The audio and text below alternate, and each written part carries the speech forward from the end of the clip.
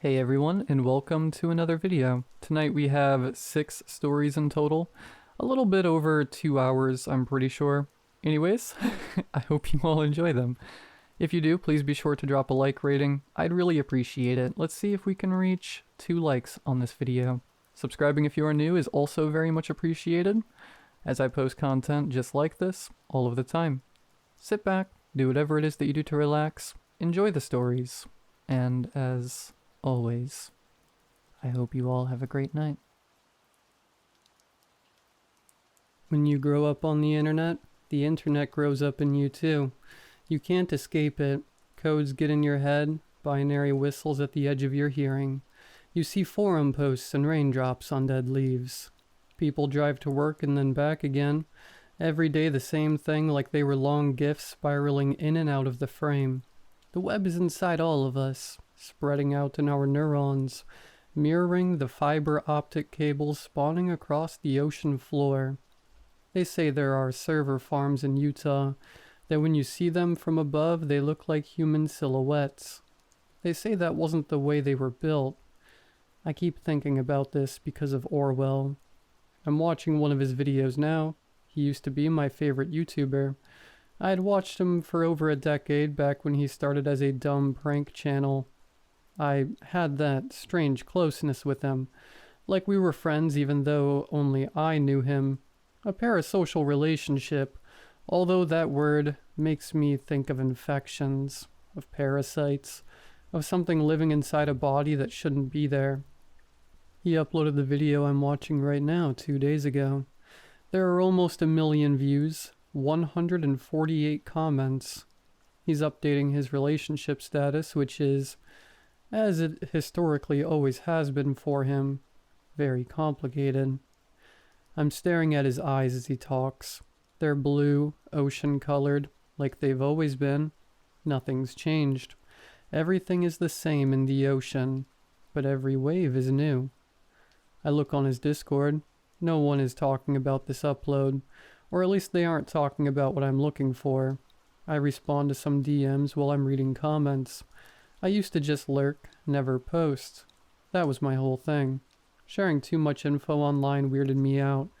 The more you put out on the internet, the more it feels like you are making another version of yourself. There's IRL you, and then online you. Both can feel separate, distorted mirrors of each other. It was a few months ago, back when I still wasn't commenting, when I noticed people on the server using a running phrase, the hidden videos. I didn't know what it was, and no one ever elaborated. I assumed it was just an inside joke, but there was something off about it, a lingering weirdness. Then I started to see it in other places. Comments on YouTube videos, hashtags on the hell site. Eventually, I started asking in the chat what it meant. No one ever responded, and Googling got me nowhere. Every site online that seemed to have any information was login restricted, which led me to revive my nearly dead social media accounts. That was when things changed. I guess I got so used to logging in and responding to messages, I started posting other stuff about me too. Small things at first, stuff like complaints about not finding things I was looking for, then links to articles I found interesting or depressing, talking about my day, pics of my dog. At some point I remember uploading a selfie, watching a little accumulation of hearts grow under the picture. The petite endorphin shot companies talk about that keep us posting, keep us on their platforms, keep us online. At this point I'd started to assume I would never find out what the hidden videos were. Everything was a dead end. I decided to write it off as another univalve internet mystery, like who buys the most glitter. Besides, I'd convinced myself this whole thing was a dumb joke, an elaborate troll no one talked about. I felt like I had spent 2 months asking what updog is while everyone tried not to laugh. Which is when I got the DM. It was just a link, nothing else. The kind of thing you'd guess was spam and delete, but it wasn't spam. The hyperlink test read, "Here are the hidden videos." I went to the person's profile who sent it, but there was nothing there. Completely blank, no comment history, No links in their bio. Their username was just a jumble of letters and numbers, and when I searched the combination, I got no hits in response. I messaged them, but they didn't respond. How long did I spend looking at the link? It felt like hours. The text glowing blue the way fires do in ghost stories when the devil is near. Then finally, I clicked it. There was barely any text on the site. I was so used to the overabundance of information on most sites, the staggering amount of empty space seemed almost sinister. No menu, no links to anything, no about button to click, just 6 embedded videos with dates under them, and the hidden videos written at the top of the page. The videos were Orwell posts, all from 3 years ago. 2 were from 2 separate days. The final 4 all from the same day. I bit my lip and leaned forward to study the images in the thumbnail. All stills of his face, but I didn't think I had ever seen any of them. My heart racing, I clicked play on the first video. It seemed totally normal, just him talking about his day. Uninteresting, kind of boring. Then he said, "Oh, one weird thing did happen." He went out late to the burrito place across the street from his apartment, the one he always went to. The main burrito guy, Adam, laughed when he saw him. "Back already, man?" Adam the burrito guy was a reoccurring character in Orwell's videos. He had a thick Massachusetts accent and frequently told Orwell stories about accidents in his workplace. Orwell said he asked Adam the burrito guy what he was talking about. Adam said, "Dude, you were here an hour ago." Orwell explained he just got there, and Adam said, "You have a twin. Do you want to watch the CCTV?" I told him that hell yeah, I want to watch the CCTV footage. Orwell said. He cracked his knuckles. I thought that would be baller, so we go in the back and he fires it up. I felt pretty cool, like I was on some surveillance show. We fast-forwarded through some customers and then bang, there was the dude. Guys, he looked exactly like me, like clone level. Adam was helping somebody else, so we watched Jay make his burrito. Oh, and Jay, if you're watching this, Adam said you gave him too much guac. Just thought you should hear it from me, bro. Anyway, he gets his burrito and pays and then looks up at the camera. Like he was watching the camera. Watching us instead of watching him. Total weird stuff, but dude, if you see this or someone knows you, I want to meet up, alright? I would love to chill with you. Clone Club style. Okay, I'm out. Smash like and subscribe. Prescribe. Face reveal. He turned the camera off. That was the end. Frowning, I clicked on the next video. It was a few weeks later. He looked a little ragged, his hair messier than usual.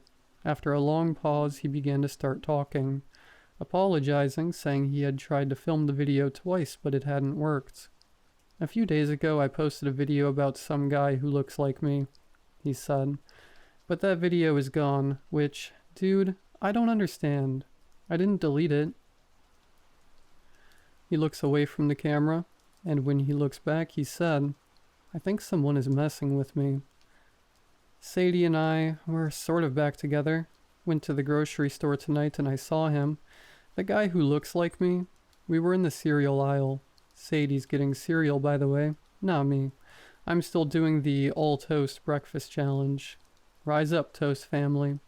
He set his arms up and made what seemed to be a bread symbol with outstretched hands. Then he lowered his arms and the enthusiasm vanished from his face, replaced by indecision and concern.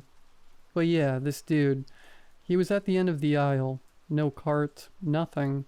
Just standing there staring at me. And this is the weird thing.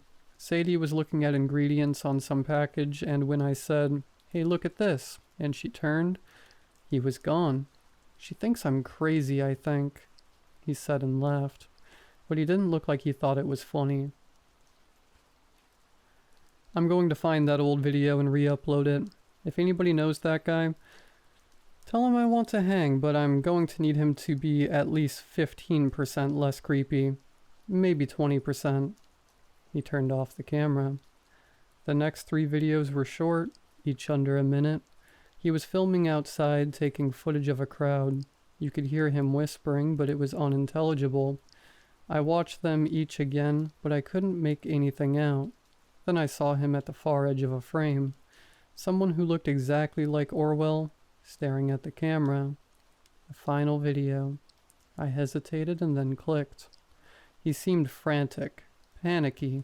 He was in his house, the living room where he've always filmed, talking about how none of his videos were posting, how everyone thinks he's going crazy, but he's not. There was someone with his face following him, he said. He's seen him. He's filmed him. He didn't understand what was happening, but he needed help. Then he froze, his eyes wide. He was whispering, "No, no, no." And then he got up, his knee hitting his camera, sending it flying. The picture went sideways, upside down, tilted, and then stabilized, pointing to the couch where he had been filming. I could see an area of the room leading to the kitchen. I could see only the bottom edge of the room, his legs, his shoes. And then someone else walked into the frame. They stopped a few feet away from Orwell. The sound must have gotten screwed up when the camera fell because everything was a hard buzzing. It sounded like a swarm of wasps. Their shoes and legs, they were the same as Orwell. The video went black. As soon as it stopped, I watched it again and again and again. I can't tell you exactly how many times I hit play, over and over again for days straight, until suddenly the website didn't work. I kept hitting refresh, but my screen simply said Safari couldn't open the page because the server can't be found. Like it was never there. But it had been there. I went back to the message that had the link, but there was nothing in my chat history. The profile of the person who had sent me the message had been deleted. Everything empty, and all I had left was the image of Orwell, and whatever it was that looked like him in that room. I've been watching his videos since then, the ones dated after the last one. He looks normal, real, no sign of anything that isn't him. I've started to think all of this is a long con, some kind of ARG. There's no way any of it actually happened. But I keep seeing something in his eyes that wasn't there before. A strange gleam, the way they reflect. I'm watching other videos too. Ones where people mention secret videos in the comment sections. Those comments are all gone too, but I think I see the glow in those people's eyes too. An unreal shine. Yesterday I stopped at the gas station on the way home. Watched the stupid video on the screen at the pumps. Updated my status on a social media account. As I was leaving, a car pulled in next to me, pulling out into traffic. I glanced back in my rear view. There I was, stepping out of the other car, staring right back at me.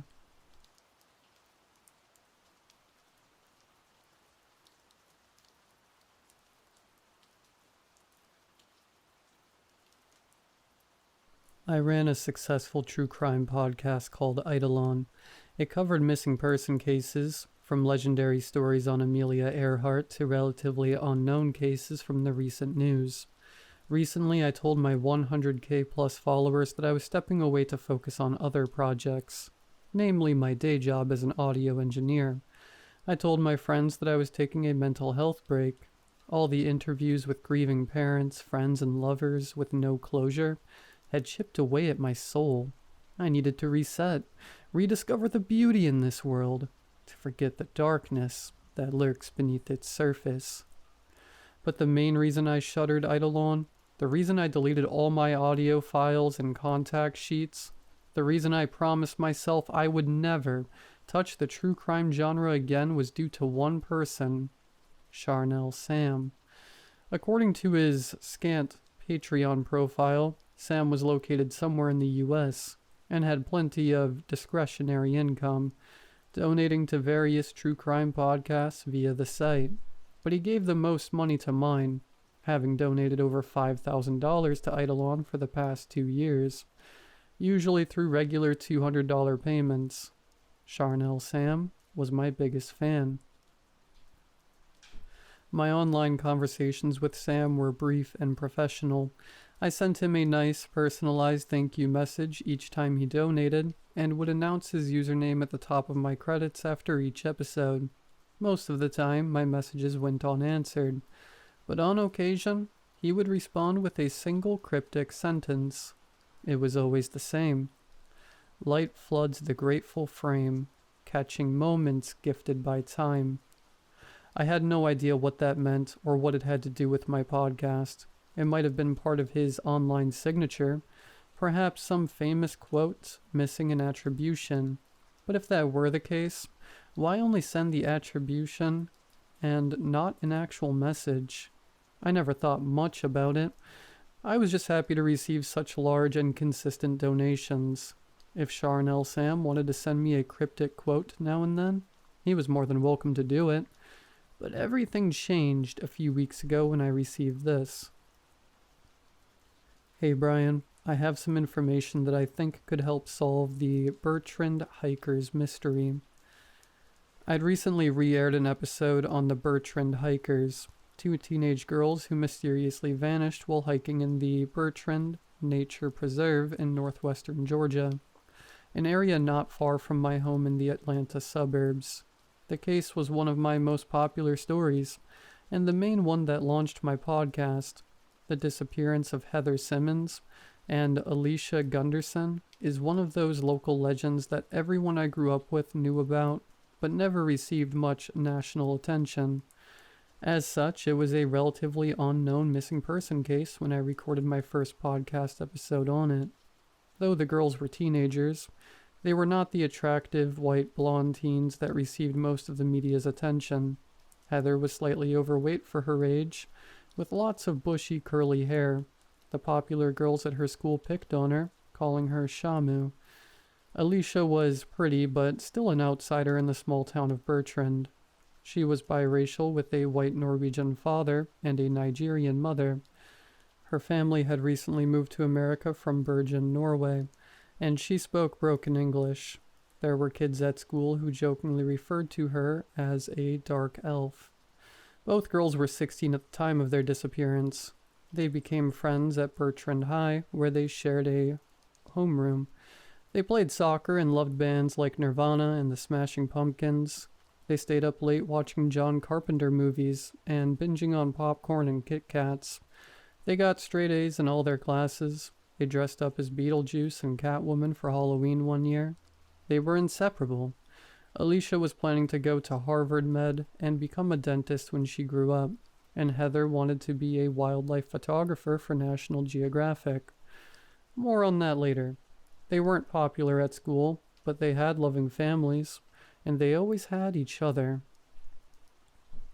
On October 17th, 1998, Heather and Alicia biked from their homes to the Bertrand Nature Preserve, a massive park covering 80 square miles of dense forest that blanketed the low-lying mountains of the Appalachian foothills. Witnesses at the visitor center saw them arrive around noon that Saturday. They told their parents they were just going for a short hike up to Bald Head Rock, a scenic lookout about 3 miles from the parking lot where they'd chained up their bikes.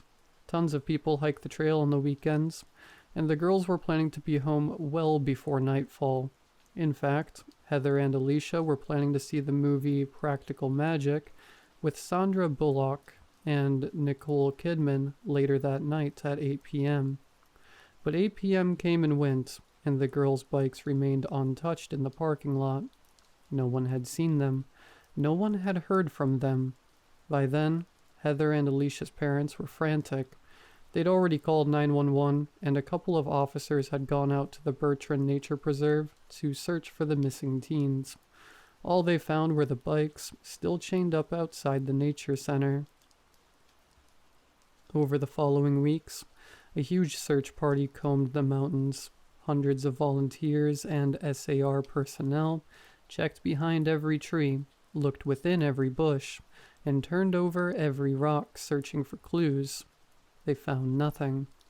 Eventually the news report stopped. The missing posters on telephone poles and outside shops started to fade, fall off, or were even pasted over with flyers advertising local bands or politicians running for upcoming elections. As sad as it was, the case would have disappeared into total obscurity were it not for a strange discovery almost 2 years later. In 2000, a local Boy Scout troop was camping in the Bertrand Preserve when one of the kids stumbled upon a rusted single-lens reflex SLR camera half buried in the dirt near their campsite. He didn't know it then, but the boy had just discovered Heather's most prized possession. She'd taken the camera with her on that fateful day in October 2 years prior. When the authorities developed the camera's film roll, they uncovered a breakdown of that day's events. The first half of the pictures are known colloquially as the day shots. These pictures were all time-stamped on October 17, 1998, likely taken over 2 or 3 hours while the girls were on their hike. The photos showed squirrels scurrying among the canopy, alien-like mushrooms growing on the moist ground, and various angles of Alicia hiking up to Bald Head Rock. There were shots of Alicia silhouetted against the afternoon sun, and others showing her disappearing into an endless forest. Heather had a good eye for composition, and she knew how to make the most of natural lighting.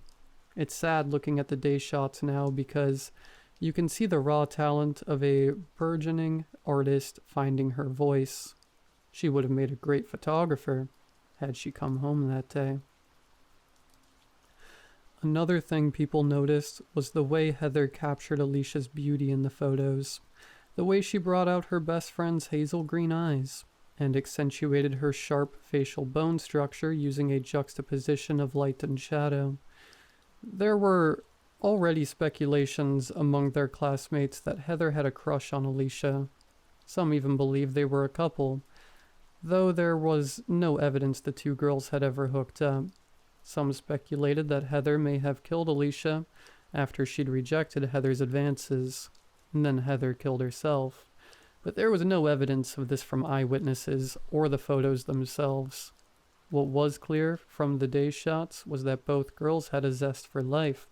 They were having fun and goofing off. There were even some forced perspective photos of Heather and Alicia pretending to eat a downed tree. These pictures contradicted one of the authorities' early theories regarding the girls' disappearance, that they might have taken their own lives due to depression. It was a reasonable theory, given that both girls were bullied at school and had no real friends outside of each other.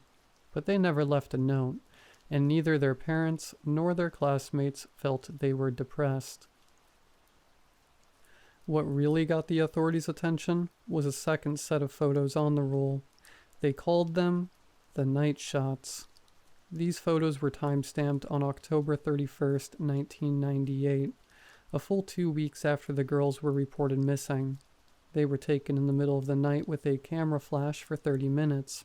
Creepiest of all was the subject matter. The night shots were almost entirely random images of the forest, tree limbs, bushes, rocks.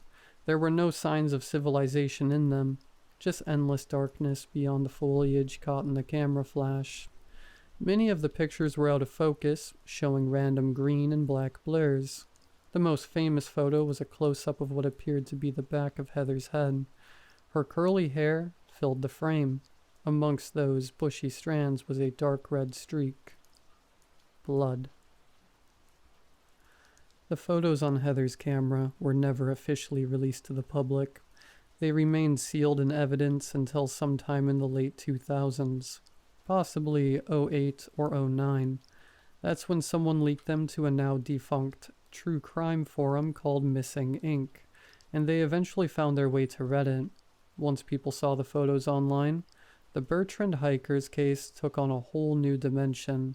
Suddenly there were dozens, then hundreds, then thousands of posts discussing the case and providing theories behind the girls' disappearance. All of them were centered around the night shots. There was a popular theory that the girls had gone off the trail and became lost, and the night shots were a way of signaling rescuers with the camera flash. There was a massive search of the Bertrand Nature Preserve on Halloween 1998. The SAR personnel were likely close to the girls at that time. Another popular theory posited that the girls became incapacitated. Perhaps they had got lost and then fallen off the trail in the dark. Both girls were too injured to hike out. Many believed Heather had died from her fall, and Alicia used the camera to see her friend and get a bearing on where they had landed. Some armchair sleuths even believed Alicia had killed Heather, given the close-up of Heather's bloodied scalp, though there was no clear motive for such a crime. Jealousy? A verbal fight that had escalated into something physical? Perhaps Alicia pushed Heather, causing her only friend to accidentally fall to her death. Alicia, overcome with guilt and worried that she would be arrested for murder, then took her own life, but not before providing a confession in the form of random photos. I didn't believe any such theories. Hi Sam, thanks again for all your support. I'd love to see what info you have on Bertrand. An hour later, he sent this reply. Would you mind meeting up at Coffeeland on the corner of Weston and Whitsett? This caught me off guard. When I received Sam's message, I was staying at a hotel in Atlanta for a true crime convention. I was there to run a panel on missing persons cases. A quick Google search revealed that Coffeeland was not far from my hotel. Sam's reply came moments later. I know you're in town for True Crime Con. Brian? A tall, elderly man stood up from his table at the coffee shop. He was balding with silvery hair and a trimmed beard. He wore a nice sweater vest, khaki pants, and horn-rimmed glasses. The man reminded me of a college professor. Yes, I said, shaking his offered hand. It was soft and smooth like he used a lot of moisturizers. My name's Samuel, he said. Please, have a seat. Can I get you anything?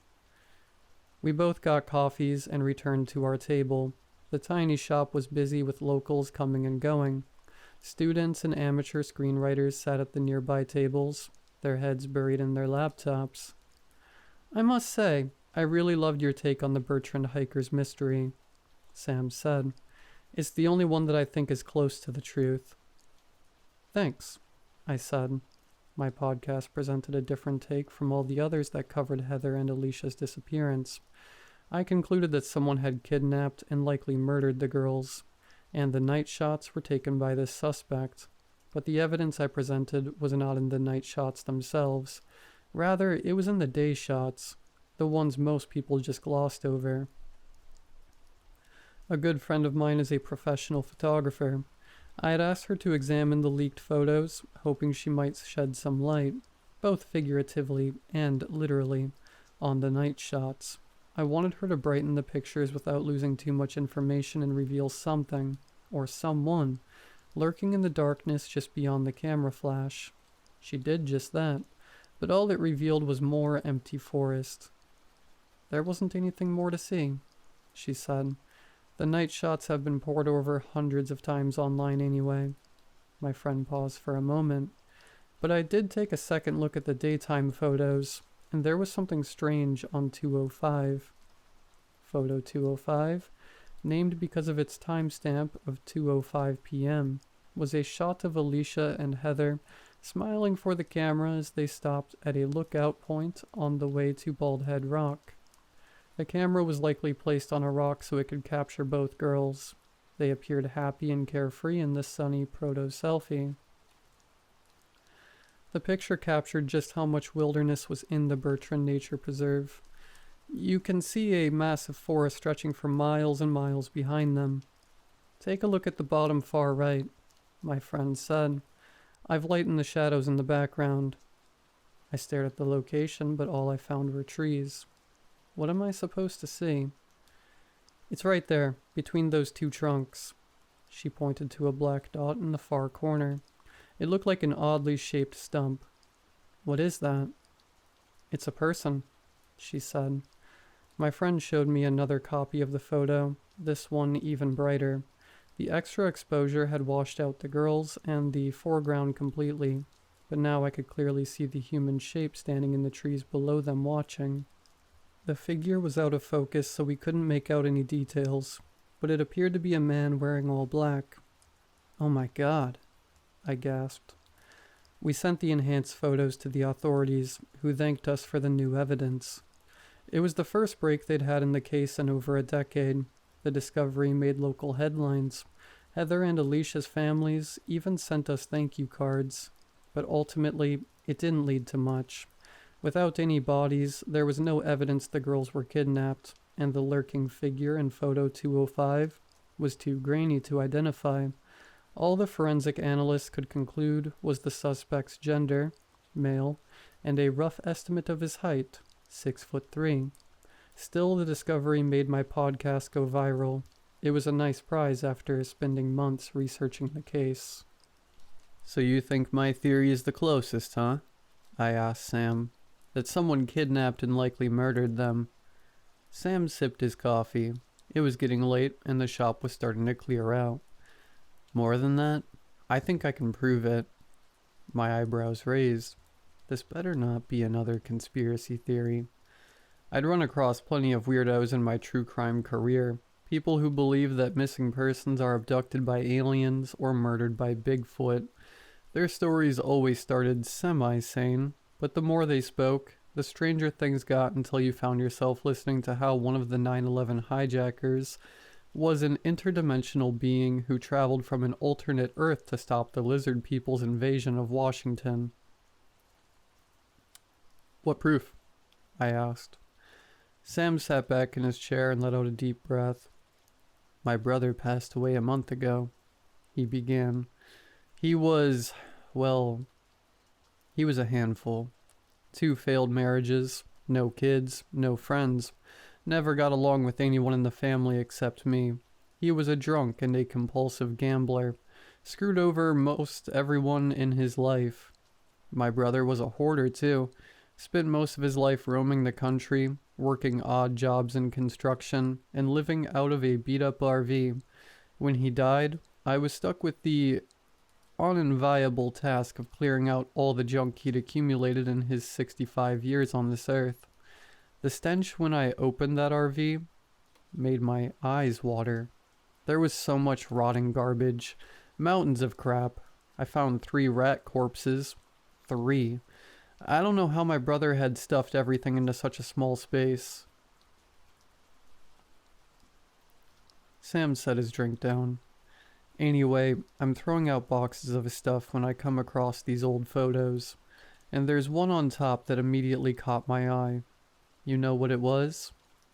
I shook my head. Sam reached into his pocket and pulled out a glossy printed photo, the kind you would pick up from a CVS or Walgreens back in the day. It was semi-wrinkled and smudged with grease. As soon as I saw the image, I choked on my Mexican latte. The photo showed Heather and Alicia, and not just any photo. It was a picture taken on the same day they disappeared, on the same trail up to Bald Head Rock. But this was a new photo, not part of the day shots that I'd pored over so many times. In the picture, Heather had her SLR camera slung over her shoulder. As soon as I saw that, I knew the photo wasn't from her camera. Who took this? Sam grinned. My brother. Are there others? He nodded. But I can't show you here. Why? Sam sat back in his chair, studying me with pensive eyes. I need an assurance from you first. You want money, don't you? I'd had armchair investigators ask for payment in exchange for evidence or interviews in the past. I always turned them down. It just felt icky, distasteful. Why would I ask for that? Sam looked hurt by my question. I'd given you thousands of dollars. Sorry, I've had bad experiences, I said, hoping I hadn't ruined the deal. I meant no offense, and I'm very, very grateful for all your donations. I really am. You don't do this for the money, do you? Sam asked. No, of course not, I said. Even though at that moment, I was reminded of how often I'd hoped I could turn this side hustle into a full-time gig. Running a podcast was a lot of work and money, especially one that involves such heavy research, not to mention all the logistics involved with interviewing witnesses and loved ones. I want to bring closure, I said. I'd always felt that the only thing worse than losing a loved one in a violent crime was having that person go missing instead. At least a murder gave you a definite answer. A missing person was like a never-ending haunting, a spirit taunting you with the possibility, however faint, of a miraculous return. You want the truth? Sam said. Don't we all? Sam finished his coffee, then got up to throw it away. I live not far from here, he said. Sam's house was a modest one-story ranch-style bungalow. I immediately noticed an old RV in the driveway as I parked out front. I stared at the rundown vehicle as I walked toward the home's entrance. I'm looking to sell that thing once I've finished cleaning it out. Sam was waiting on the front porch to let me in. As soon as I did, I noticed that Sam had brought much of his brother's RV hoard inside. I had to squeeze past stacks of crumpled magazines and cardboard boxes of random junk in the living room. Sorry about all this, Sam said. Once I discovered the photos, I decided I needed to do a more thorough investigation of my brother's belongings before throwing them all out. It's fine, I said. The house was dark and musty. A heaviness lingered in the air. It felt like walking underwater. Sam led me to a kitchen table, the one pristine spot in the house. There he pulled out a dusty photo album. It was big and black with a leather exterior. I found the rest of his photos in here. The album creaked as he opened it. Inside were pictures of roadside attractions, long stretches of highway, national parks, and random people. It looked like the photo journal of a relentless traveler. There were pictures of temperate rainforests in the Pacific Northwest, desert canyons, big cities, rest stops, and lots of forests. Sam stopped as he reached a section with photos of the Appalachian Mountains. This is where it begins. The first page showed pictures of the Bertrand Nature Center and parking lot. I leaned in. There were the girls' bikes tied up outside. Flip Creek. Pictures of the main hiking trail, trees, mountain vistas. Flip Creek. There was the photo of Heather and Alicia, the same one Sam had shown me at Coffeeland. Alongside it were other photos of the girls, some of them smiling for the camera, others where they struck semi-serious poses like they were fashion models. They appeared to be having a great time. I don't understand, I said, staring. He took all of these? Apparently he'd struck up a friendship with the girls, Sam said. The old man was about to turn the page when he stopped. I instinctively reached out to turn it myself, but Sam kept the pages closed. Sorry, I need one more assurance from you before I continue. What's that? I stepped back, suddenly aware of how close I'd gotten to the old man. What I'm about to show you is very sensitive. It could do irreparable damage to my family if it ever got out, Sam said, staring into my eyes. I'd never noticed how dark his eyes were. They were a deep brown, almost black, in the low light of his house. I need you to promise me you'll keep this a secret. You cannot tell anyone. Not the cops, not even the victims' families. No one. What? A million little alarm bells rang out in my head. There's something wrong here. Very wrong. I'm sorry. I kept backing away from the old man. I need to... and accidentally stumbled into a tower of magazines, falling onto the dusty floor. Sam shot up from the table. How can he move that fast? Within seconds, the old man was looming over me, offering his hand to help me up. His spindly fingers danced in the air like spider legs. I crawled away from him, but immediately bumped into the wall. Sam had me trapped in a corner. He grinned, flashing long yellow teeth. You want to know the truth, don't you, Brian? The mystery nags at your soul. You've been so good to me, filling this world with intriguing and tasty mysteries. I wanted to give you a little treat in return. He kept his hand out. I still didn't take it. Instead, my hand shot to my iPhone. "Do you really want to call the police?" Sam asked. "I don't think your parents at 2165 Sycamore Park Circle would much appreciate that." "How did you—" "I know all about you, Brian," the old man said. "I know the apartment where you live. I know the last girl you dated. I know how late you stay up editing your podcast every Thursday." "You don't have a brother, do you?" I slowly got to my feet, iPhone still in my hand, finger hovering over the emergency call button. "I don't want to hurt you," Sam said. "I brought you here as a friend. Besides, you're not even my taste." "I'm not your friend," I said, but my voice was low and weak, barely above a whisper. I wanted to shout, to scream. I wanted to deck the old man with a sucker punch, but all I could do was stand there, stiff as a corpse. "I won't." "You won't what?" "I won't tell anyone," I said, putting the iPhone back in my pocket. "I swear." "Very good, Brian. Very good." Sam offered for me to take a seat at his kitchen table, but I stood right where I was, with a clear shot to the front door in case he tried anything. "Fine. You can remain there." Sam grabbed the photo album and held it up for me to see its contents. He turned the pages. At first, I thought someone had scrawled over the photos with a red marker, but then I realized the crimson was part of the photos. Each shot a different angle of the girls lying in a dark forest. They'd been ripped to shreds, limbs torn off, intestines splayed across the dirt. It was like a pack of wolves had killed them. I hunched over, fighting the urge to vomit. "They didn't see me coming," Sam said calmly. "But they heard me, out there in the dark, trying to capture my true form on film. I didn't like that." "What are you?" I stepped back closer to the exit. "They say fear spoils the meat," Sam said, closing his album of horrors. "But when you season it like I do, it only gets tastier with time, so long as no one knows what happened. I feed on the mystery as much as I feed on the flesh." "Why them? Why Heather and Alicia?" Sam shrugged. "They happened to cross my path." I felt something wet in my hands.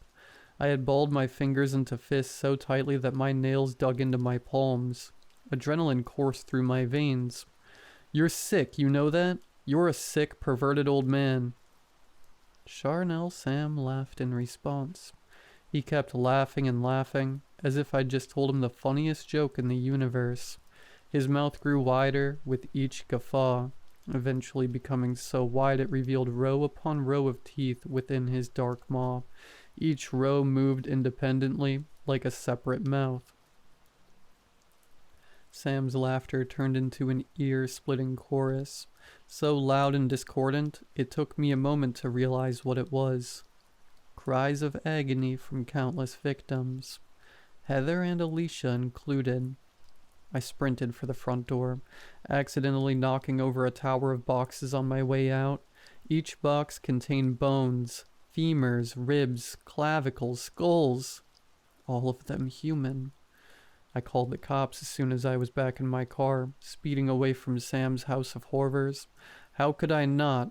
That creature had to be stopped. The police descended upon the location within the hour. By then, Sam, his RV, and photo album were gone, but the house was still full of hoarded junk and plenty of bones. According to the FBI team that interviewed me, investigators found the remains of 40 victims inside. They wouldn't tell me who, but all were from missing person cases. When they brought me in for questioning, I told the agents everything I've just told you. They responded by handing me a massive NDA.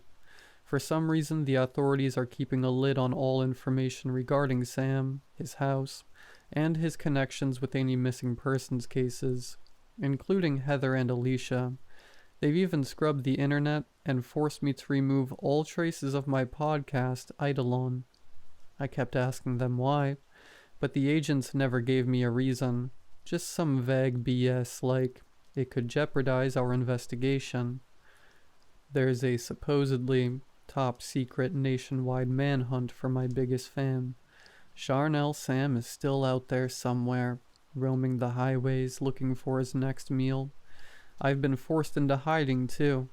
Witness protection. The FBI says Sam will never find me or my family here, but I don't believe them. I broke Sam's promise. He'll never let me forget that. But I won't rest until the truth is revealed. Charnel Sam feeds on mystery as much as he feeds on flesh. That's why I've posted this story. I needed to warn the world since the police never will. Because Sam's most likely victim is someone who has never heard of him. Don't let that someone be you.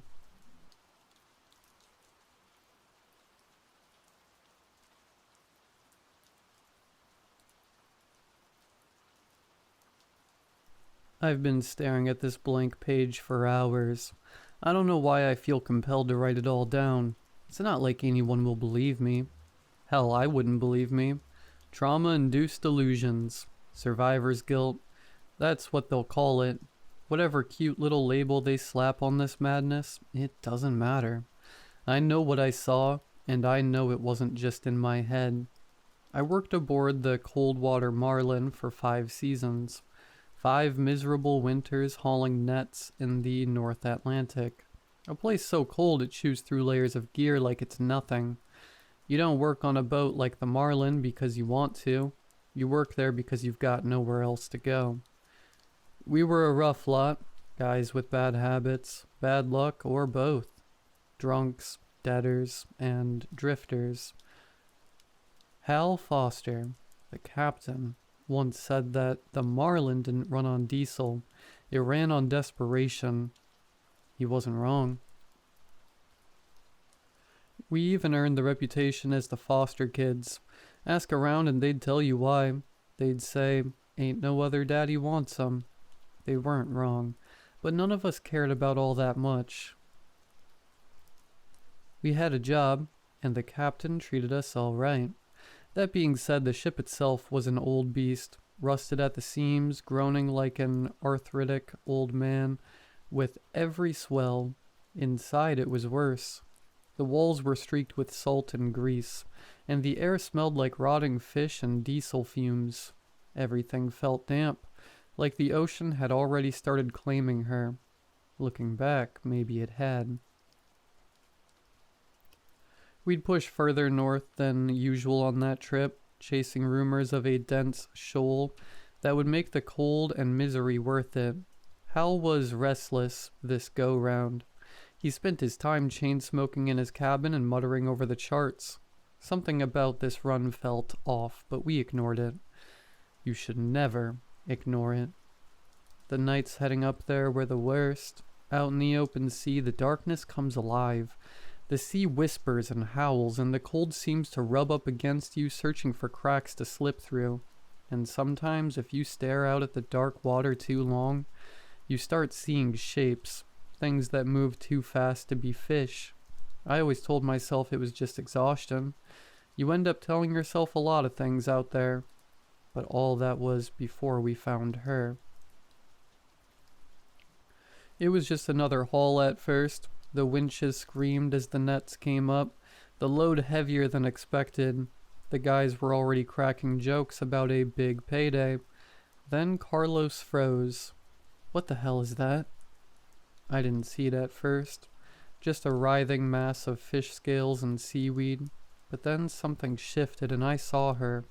Pale color, too smooth, no shimmer. Human skin. She was small, no older than 8. Her body tangled in the net. Her lips were sewn shut with rusted fishing wire and iron fishing hooks. The flesh was swollen and raw. It wasn't the work of a surgeon. It was crude, violent, and old. And yet, she was alive. Her chest rose and fell in shallow breaths. Her hair clung to her face, matted with seaweed. But her eyes were the worst. Wide open, staring, but seeing nothing. The the same look as the mountain of fish pressed against her. "Pull her out," Hal barked over the intercom, but his voice cracked, a sound I'd never heard from him before. Carlos and Jake hesitated, then reached into the net, their hands slick with fish slime. They laid her softly on the deck like she might shatter, but she didn't move. "What do we do?" Jake's voice shook. He looked to Hal, but Hal was just standing in the wheelhouse, staring through the glass. Carlos didn't wait for an answer. "We can't leave her like this," he said, pulling out his knife.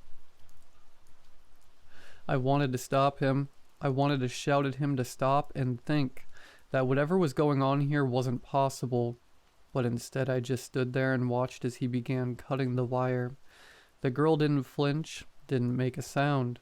When the last piece came free, her lips parted, blood trickling down her chin. Then she opened her mouth. It wasn't a scream, it wasn't a word.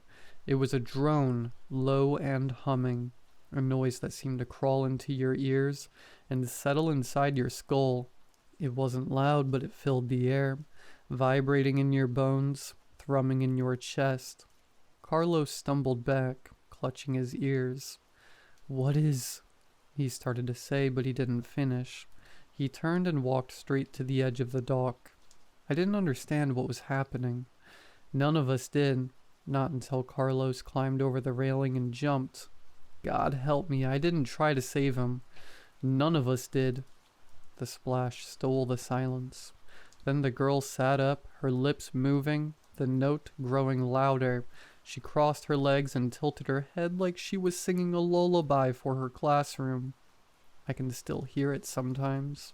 The song, I mean.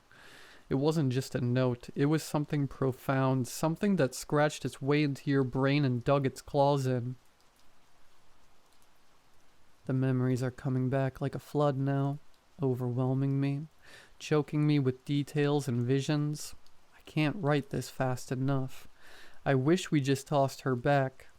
Sorry, this is hard to write. I'll keep going. So Carlos was the first to go, but he wasn't the last. After he jumped, we just stood there dumbstruck, staring at the dark water where he disappeared. It was Will who broke the silence, running to the edge, shouting, "Carlos!" His voice was raw. He bolted to the railing, leaning so far over I thought he'd fall too. "Carlos, get back to the surface. We'll toss a line." He shouted over the railing, scanning the waves, but there was nothing. No sign of him, no thrashing, nothing but the endless churn of the sea. The girl didn't move. She just sat there on the deck, dripping wet, her head tilted slightly to one side like she was listening to something in her ear. Her lips were moving, but that song, God, that song, it wasn't just in the air, it was in us, oscillating our teeth, buzzing behind our eyes. "Shut her up," Hal's voice cracked over the intercom. He was still in the wheelhouse watching everything, but not coming down. "Get her to stop." Jake was the one who went for her. Big, gruff Jake, who never flinched at anything, stomped right up to the girl.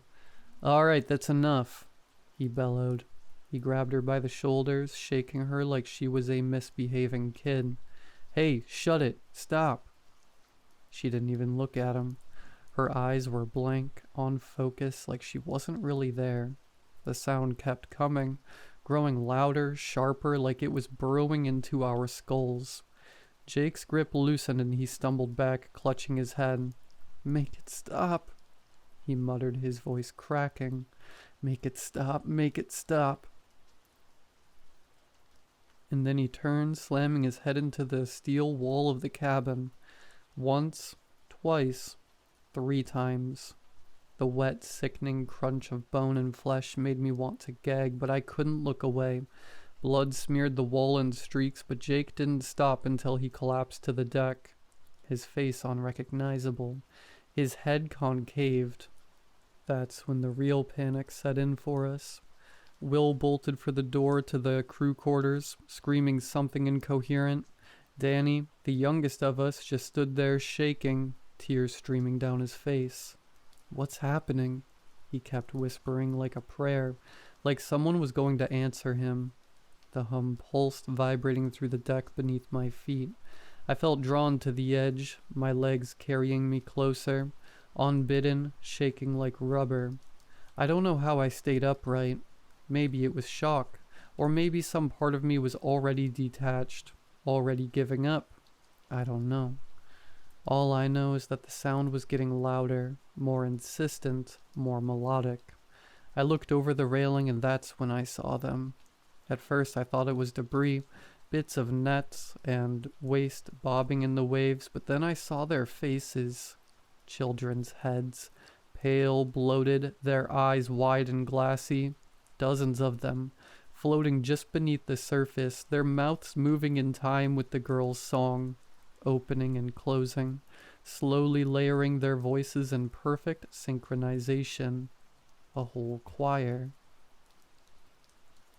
My legs finally gave out. I collapsed to the deck, clawing at the steel beneath me to keep from sliding forward, to keep me from falling into the water with them. "Don't listen to the kids," I screamed, though my voice barely sounded like mine. Will came running back, holding his head like he was trying to keep it from splitting open. "They're in my head," he sobbed, his voice high and broken. "I can hear them. I can hear—" He grabbed a knife from the workstation and plunged it into his own throat.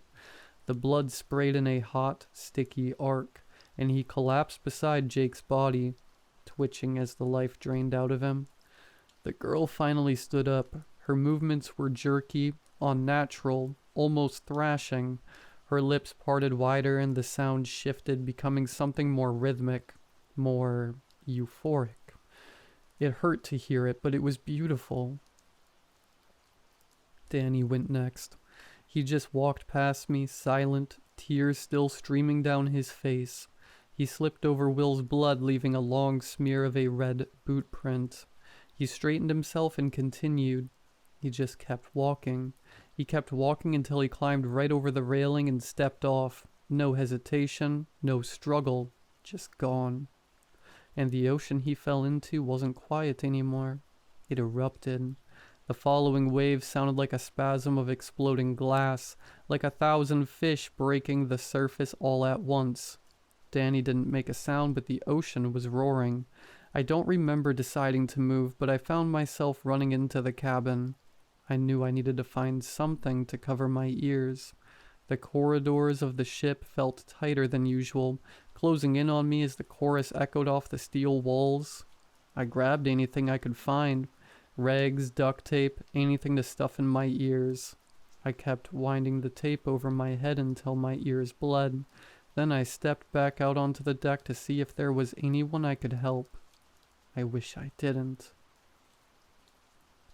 Off near the bow of the ship, I saw 2 deckhands engaging with each other, Matt and Reynolds. Matt was standing over Ray with a wrench in his hand. He swung down. The crack was a sickeningly wet thud, almost hollow. I watched as Matt raised the wrench again. Another twist of his wrist brought the metal tool down again and again and again, until the wrench was hitting more deck than bone. I couldn't hear him, but it looked like Matt was screaming. I turned and darted back towards the stern. I found Stanley and Greg huddled together near the entrance of the wheelhouse. They'd stuffed their ears too, and we shared a look that didn't need words. I pointed to the door, asking them to open it. They shook their heads. Stanley motioned towards the observation window above us. It was painted red. Flickers of sparks and flames illuminated what should have been the control system. I looked back at the men. Greg made a pistol gesture with his hand, pointed at his temple, then mimicked firing a shot. Captain Foster was gone. I slumped down next to the both of them. The song was piercing right through our ear protection. We knew we'd crack soon. We were just picking straws to see who it'd end up being first. And it turns out, it'd be Stanley. He ripped the tape out of his ears, screaming that he couldn't take it anymore, and ran for the edge. Greg tried to stop him, but he couldn't run as fast. I didn't even try. I couldn't. I watched Greg jump in after him. Instead of joining them, I ended up walking across the deck towards the cold storage containers. There were 20 men aboard the Marlin when we started our trip. By now, a good handful had jumped, but the ones still aboard, the ones that I could see, were little more than rapidly freezing masses of meat plastered against cold steel. Matt was also missing from the last place I saw him. Ray was too, though chunks of Ray were stuck to the railing, thrown overboard like a feed bucket. As I walked past the open door to the lower levels, I could vaguely hear the girl's melody echo out through my ear protection. I wondered if Matt went down there with her, or if there were half a dozen other Matts brutalizing each other in those cramped corridors. I didn't want to envision what was going on down there, but I did. I ended up barricading myself in one of the shipping containers. I don't know how long I stayed there for. Days, weeks. Time lost all meaning. All I could hear was the faint hum of her song, always there, pleading for me to step out. And then all at once, it stopped. When they finally found me, I didn't recognize them at first. I was slumped in the corner of the shipping container, curled into myself like a frightened animal. The banging on the steel door was distant, muffled. For a moment, I thought it was her, that she'd come back, that the song would start again and drag me down like it had the others. But it wasn't her. When the door creaked open, I blinked against the sudden light. Voices filtered in, real voices, not the broken voices of dead deckhands that I had grown accustomed to. They were always accusing me, always asking why I didn't jump ship with them, asking why the life of one drag was worth more than the life of the next drag, and the hardest one, asking me why she let me go. A man in a bright orange winter rain suit knelt in front of me, his gloved hand on my shoulder. "You're safe now," he said, his tone gentle. But I saw the way he looked at me, the way his eyes flicked over my fluid-stained clothes, my emaciated figure and my sunken face. He wasn't sure what he'd found. They pulled me out of the container and onto their vessel, the Arctic dawn. The air was frigid, the sky overcast, the sea a vast gray expanse stretching toward the horizon. I watched as the Coldwater Marlin was drifting silently behind us, its once busy deck now lifeless and slick with frozen blood. I didn't say much at first. I couldn't. My throat was raw, my mind a fractured mess. They gave me blankets, water, and something hot to drink. I remember the captain, a middle-aged man with a beaten-down face and kind eyes, asking me questions. What happened? Where was my crew? How long had I been out there? I couldn't answer. How do you explain something like this? How do you tell someone that the ocean swallowed 20 men because of a little girl with sewn-shut lips? Eventually they stopped asking. Maybe they thought I was in shock. Maybe they just didn't want to know. As the hours passed, I started piecing together fragments of what they told me. The Marlin had been spotted drifting aimlessly, its radio silent, its engines dead. The crew of the Arctic Dawn boarded her, expecting to find mechanical trouble or a stranded crew. Instead, they found nothing. Just blood on the deck, some personal belongings scattered in the cabins, and me, locked in that container. No bodies, no signs of struggle beyond the blood. Eventually I tried to tell them about her. The girl, the song, the heads in the water, but the words sounded ridiculous even to me. The captain listened quietly, his expression unreadable, but I could see the doubt creeping into his eyes. That night, after I said my piece, I sat alone in the galley. I overheard the other crewmates talking. They didn't know I could hear them. "Maybe he snapped," one of them said. "Killed the others and lost it." "Doesn't explain the blood," another replied. "There's too much of it for just one man. No way one man can cause that type of mess." "Could have been pirates," someone else suggested. But the words hung in the air hollow. Pirates don't leave a ship untouched, and if someone goes missing, There'd be a ransom already in the works. When the captain walked in, the conversation stopped. He looked at me and nodded, but his expression said everything. I tried to sleep that night, but every time I closed my eyes, I saw their faces. Carlos stepping off the deck, Jake's skull caving in against the wall, Danny's vacant stare as he walked into the sea, and her, always her, that blank expression, those dark, unblinking eyes. In the early hours of the morning I heard it again, faint, almost imperceptible, like a hum carried on the wind. I bolted upright, my heart hammering in my chest. I ran to the deck, desperate to convince myself it wasn't real. The ocean was still, eerily calm under the gray light of dawn. But I saw something. A ripple, a flicker of movement just beneath the surface. And then they appeared. The heads. Not dozens this time, but hundreds, bobbing silently in the water, their mouths opening and closing in perfect rhythm. I backed away, trembling, but I couldn't look away. Their eyes locked onto mine, and I felt it again. That pull, that irresistible urge to join them. I screamed for the others, but by the time they came, the water was empty. Just waves and wind and the endless gray horizon.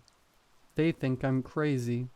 Maybe I am, but I know what I saw. And I know it's not over.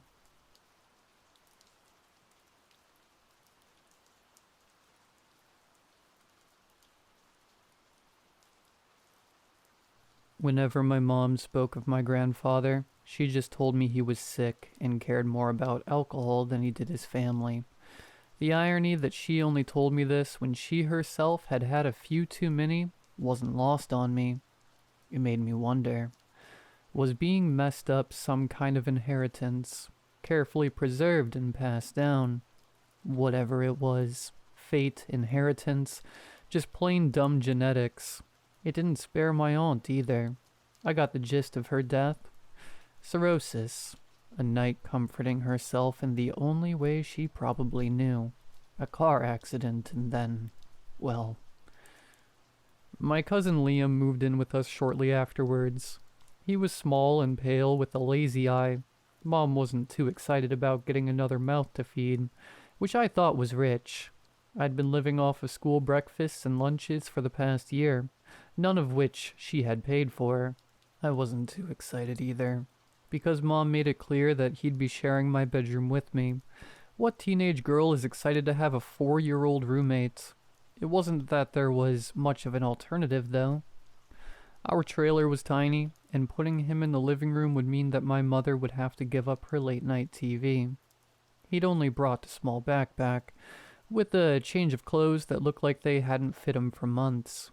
I knew my mom wasn't going to do anything for him, so I took him to the Goodwill down the street and spent the money I'd scraped up working part-time at the nursing home.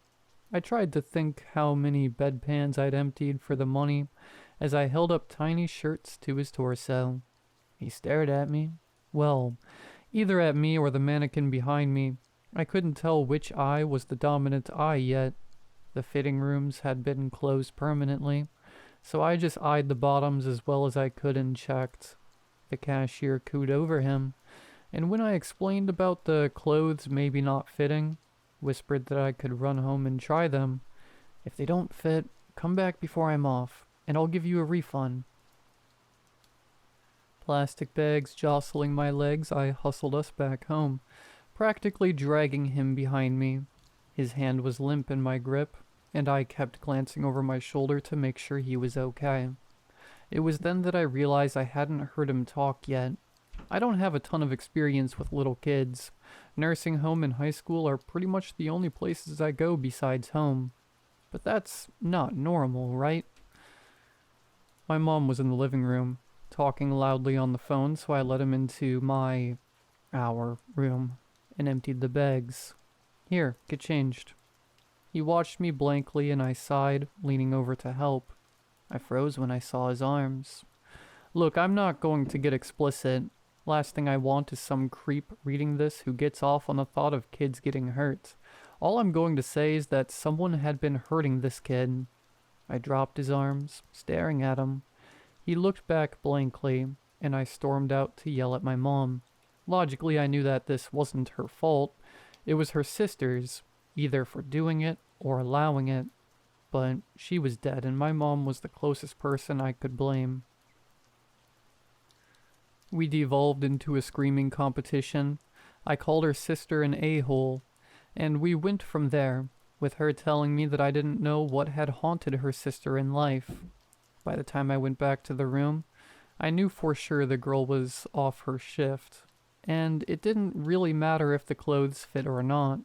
He'd grow into them, because I was going to make sure he got fed. Nothing was going to hurt this kid ever again.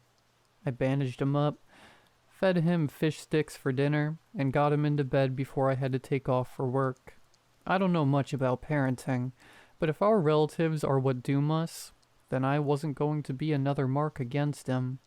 My mother was passed out on the couch when I got home, but I didn't worry about waking her. Gabriel and his horn couldn't wake my mother after she was through drinking on a bad day. Rolling my eyes, I headed for the bathroom, pausing when I noticed the door to my room was open. I closed it as I passed. No need to wake the kiddo. I wondered if my mom had checked in on him, and then almost laughed.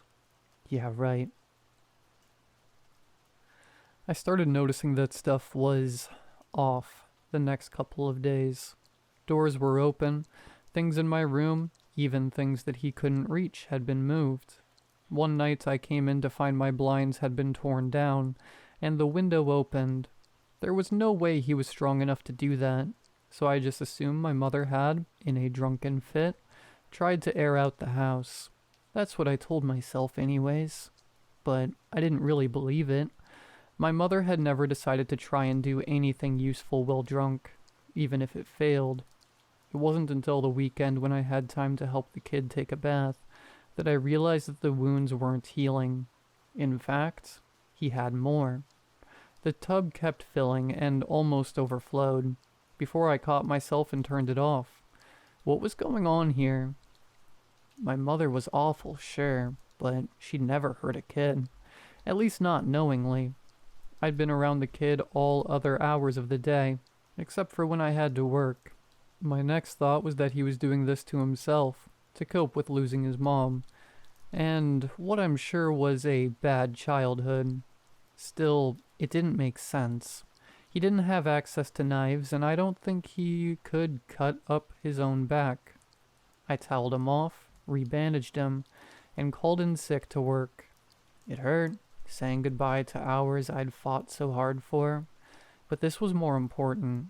He still didn't talk, but I tried, squatting down to beat his level, asking him who was hurting him. He didn't answer, still staring off behind me, and I gave up. Helping him brush his teeth, I put him to bed, but left the bedroom door open. Mom was off somewhere, probably trying to get drunk, get a man, or both. So for once the TV was off. I made myself comfortable in the living room and started painting my nails. I'd only done my index finger when I heard the door to my bedroom creak shut. I stood up, putting the brush back in the bottle, and went to check. The room was still and dark, but for the lights from the gas station across the road. It took me a moment to see Liam, but he was huddled under the blankets in the little bed I'd made up for him, just as I'd left him. Maybe a draft had blown the door shut. I wedged it open with the dirty uniform and went back to the table. I'd barely done another 2 fingers when I heard the door close again. This time I was faster, rushing to the door and flinging it open. But again, nothing. I noticed then that Liam was shaking underneath the blankets. I knew he couldn't be the one closing the door. There was no way he'd closed the door and made it back under the covers that fast. Liam? I squatted down next to him. Hey, what's going on? He didn't answer, and I pulled back the blankets with my polish-free hand. I gave up the idea of keeping my manicure intact, though, as he started screaming and thrashing. Whoa, Liam, it's me. He stopped screaming when he finally saw that it was me, and stared, eyes wide, chest heaving. He looked so little in his 2 big Paw Patrol pajamas that my heart thumped painfully. Who would hurt him? "Hey, buddy, what's going on?" I sat down, crisscrossing my legs. He shifted his gaze to behind me, and I glanced back surreptitiously. Nothing but the yellow light from the living room. Wait, there was something else. There, right behind me, something was pressing into the carpet. I couldn't see what it was, only the indents in the shag where something was standing. I stopped breathing and mechanically turned around. "Let's get you a late-night snack, okay?" He was hard for me to pick up, but I managed it, not even looking back as I carried him out of the room. I closed the door right behind me, trying to seem normal about it, like I hadn't noticed what was in there. I held him close as I hurried to the kitchen, and I could feel his little heart beating through his chest. What the heck was that, and why was it hurting him? I made silly faces as I mixed powdered milk with water, but my mind was racing. I remembered Mom had talked about her father and the deal with the devil that killed him more than once, but I'd always figured she was just talking about how he'd drunk himself to an early grave. Maybe not, though. Maybe she'd meant something much more literal. I had no way of contacting her, and she was probably too drunk to tell a coherent story wherever she was anyways. What else should I do? Call a priest? That idea seemed best, so I gave it a go while he drank his milk obediently. But when I called the local church, all I got was an answering machine. I thought about the police, but dismissed it. When they saw how beat up he was, he'd be taken away for sure, and I knew that whatever that thing was, it would follow him. What else? What else? A quick Google search revealed that there were as many ways to deal with a monster as there were horror stories. But how could I tell which one worked, if any did? Salt seemed to be a common defense, so I wrenched open the drawer next to the sink. We didn't have salt really, but I always grabbed lots of packets when my old folks didn't want them. It saved money, even if it was just a little bit. I started ripping open yellow salt packets, dumping salt on the ground, scattering it on the counter around Liam. He watched me, milk mustache drying. I smiled tensely. "I'm just trying something, buddy." There was a creak, and despite myself, I turned to watch my bedroom door swing open. It looked perfectly natural, and my stomach twisted. How many times had I come home, 2 doors open that I knew I had left closed? How many times had this poor baby been hurt, hiding under the blankets, alone with no one but my intoxicated mother to protect him? I turned back to see that his gaze was fixed firmly on something I couldn't see, mouth slightly open. He was starting to shiver, and I picked him up again, handing him a salt packet for luck. I watched the salt carefully.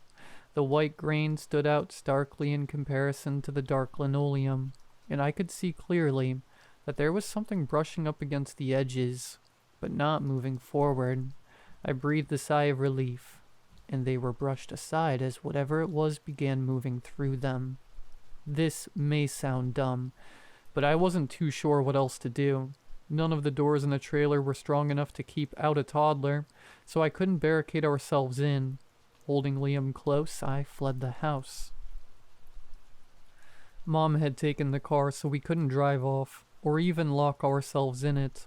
The gas station was closed except for the pumps, as was everything else. I ran as fast as I dared in my flip-flops, not daring to look away from my feet. "If you see that thing, you have to tell me," I told Liam, voice shaky as I gasped for air. He tightened his arms around my neck, head swiveling against my shoulder. "I see a lot of them." It was the first time he'd spoken, and I almost dropped him. How many?" He didn't answer, just held me tighter. I didn't know where to go. I just kept moving, hoping that I could stay ahead, that we wouldn't get surrounded. face pressed against me, Liam began making a soft, keening sound. He thought we were doomed. Ahead there were lights, and I realized that I hadn't been paying any attention to where we were going. I'd just run, and now we were approaching the Target parking lot.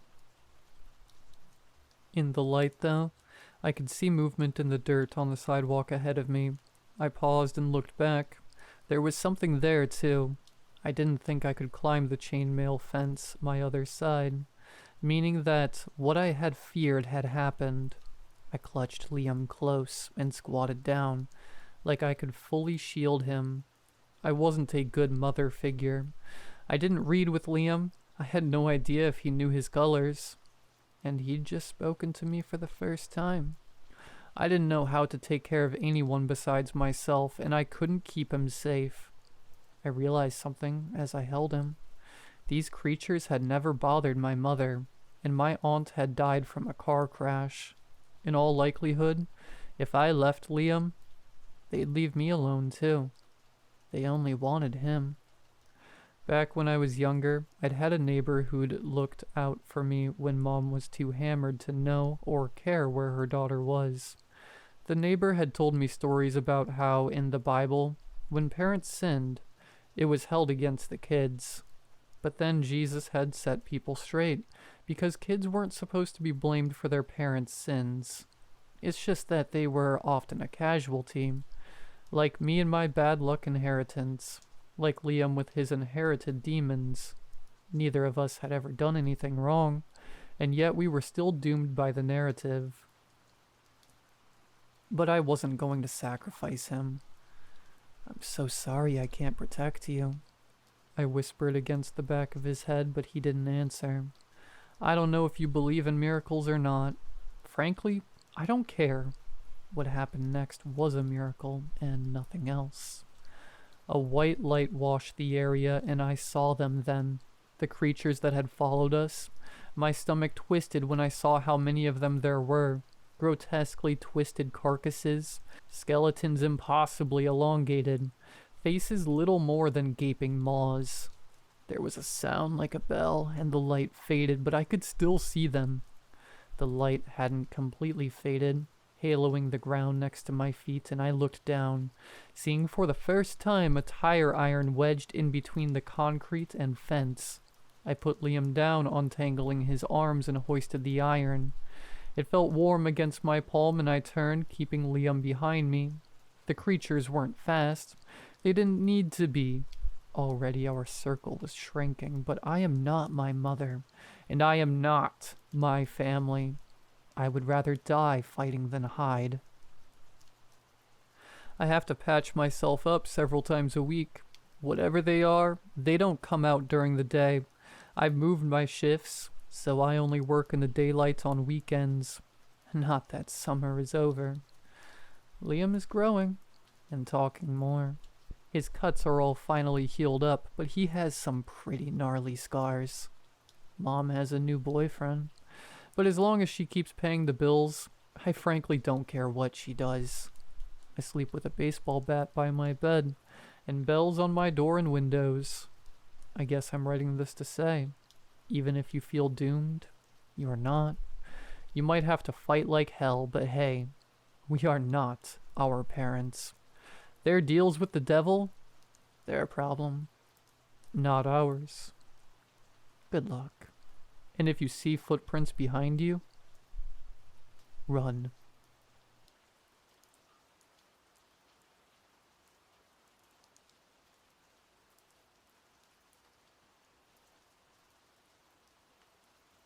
Finally, followed by a huge sigh of relief, is what I thought after setting down the cardboard box marked "My Stuff" in the living room of my new home. The relief wasn't that of any physical exhaustion since the house came furnished. It was more of a mental relief. Aside from the tedious search on the market for one that fit my paid peanuts salary, I could finally say I was out of that apartment. Now, you might think that's a little ungrateful and exaggerated, especially for those that have lived or are living in a crappy apartment. But trust me when I say mine was exactly that. Crappy. From the garbage heating system to the repulsive growing mold on every corner.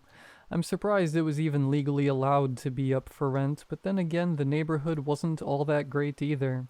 It was the kind that required every window to be barred, and every street to be surveillanced past sundown. If I'm being brutally honest though, all those things were just little gripes that fed the real reason I couldn't live there anymore.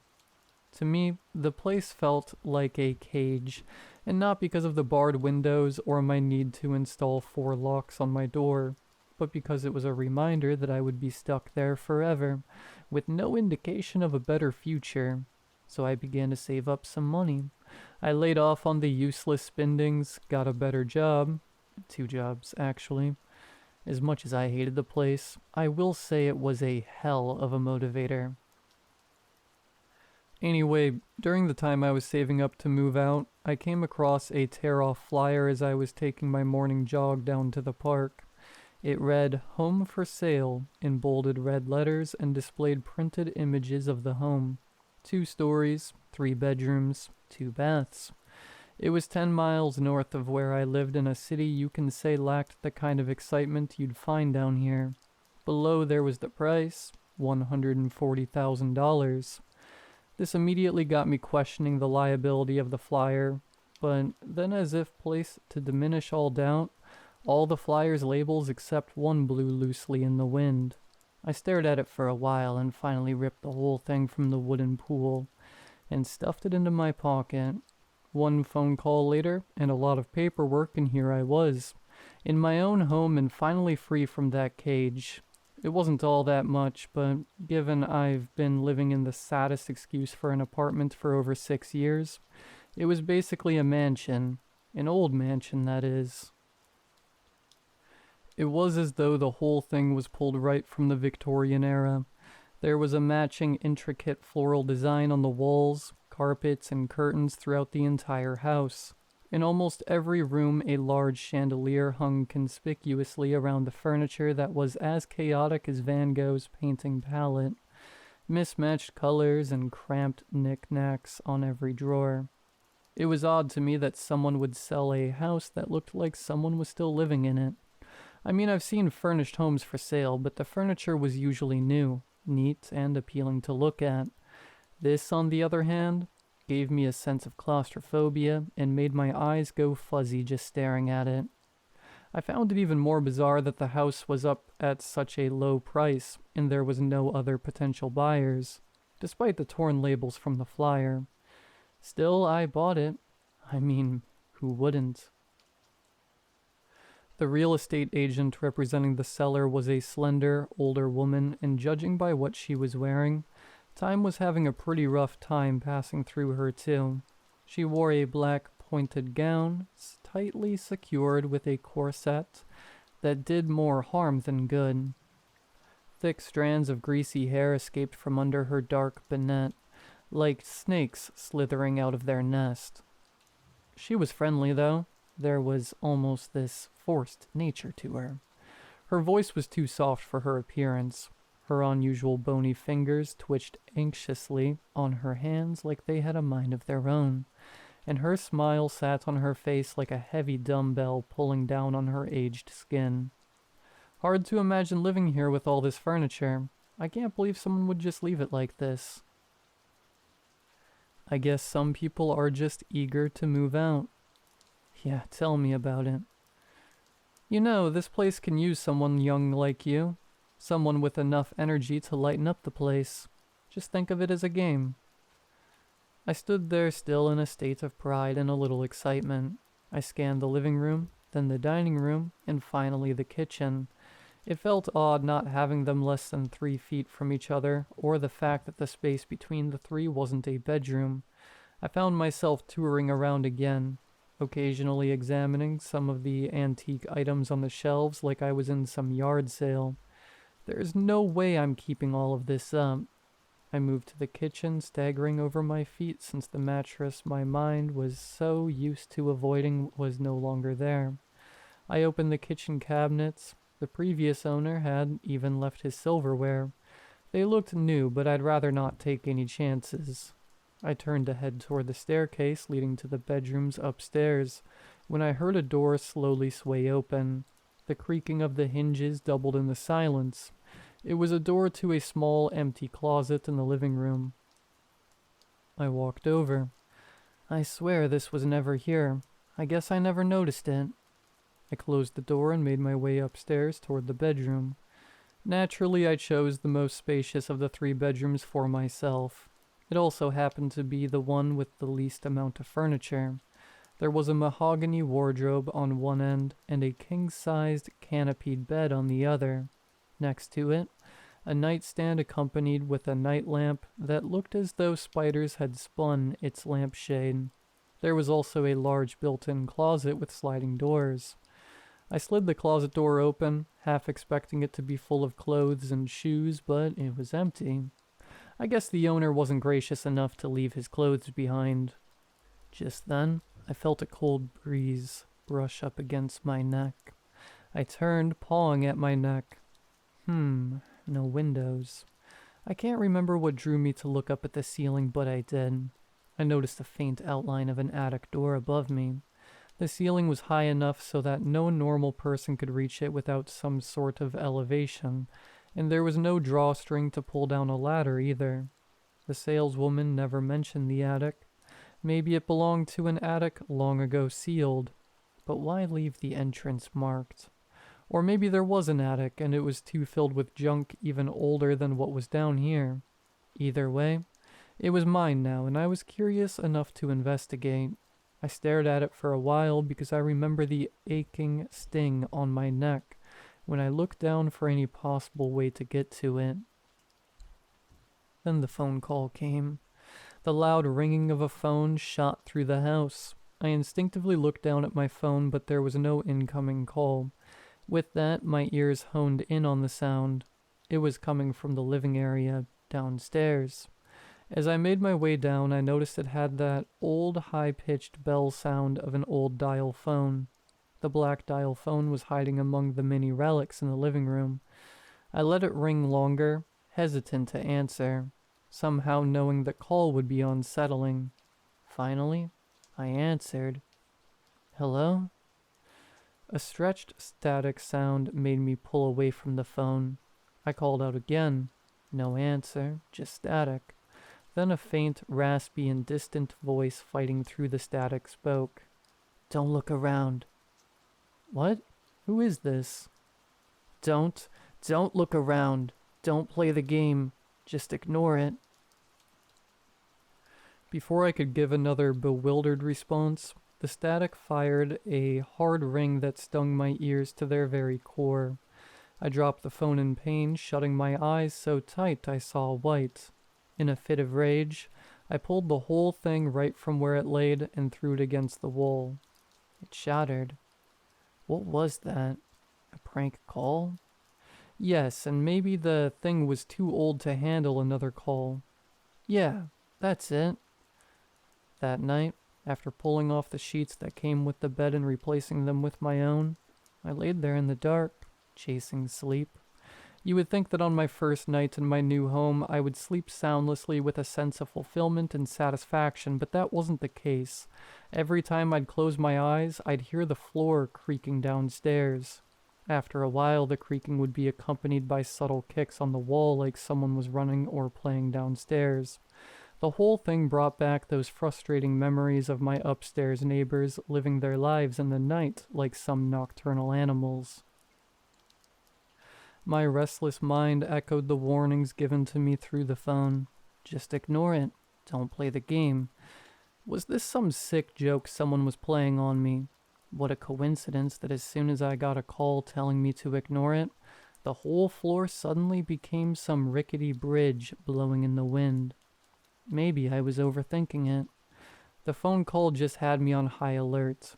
I read somewhere before that the creaking you hear in the night is just your home's wooden structure contracting and expanding. I kept telling myself that and zoned out moments later. The next morning I quickly noticed that the weak flooring was permanent.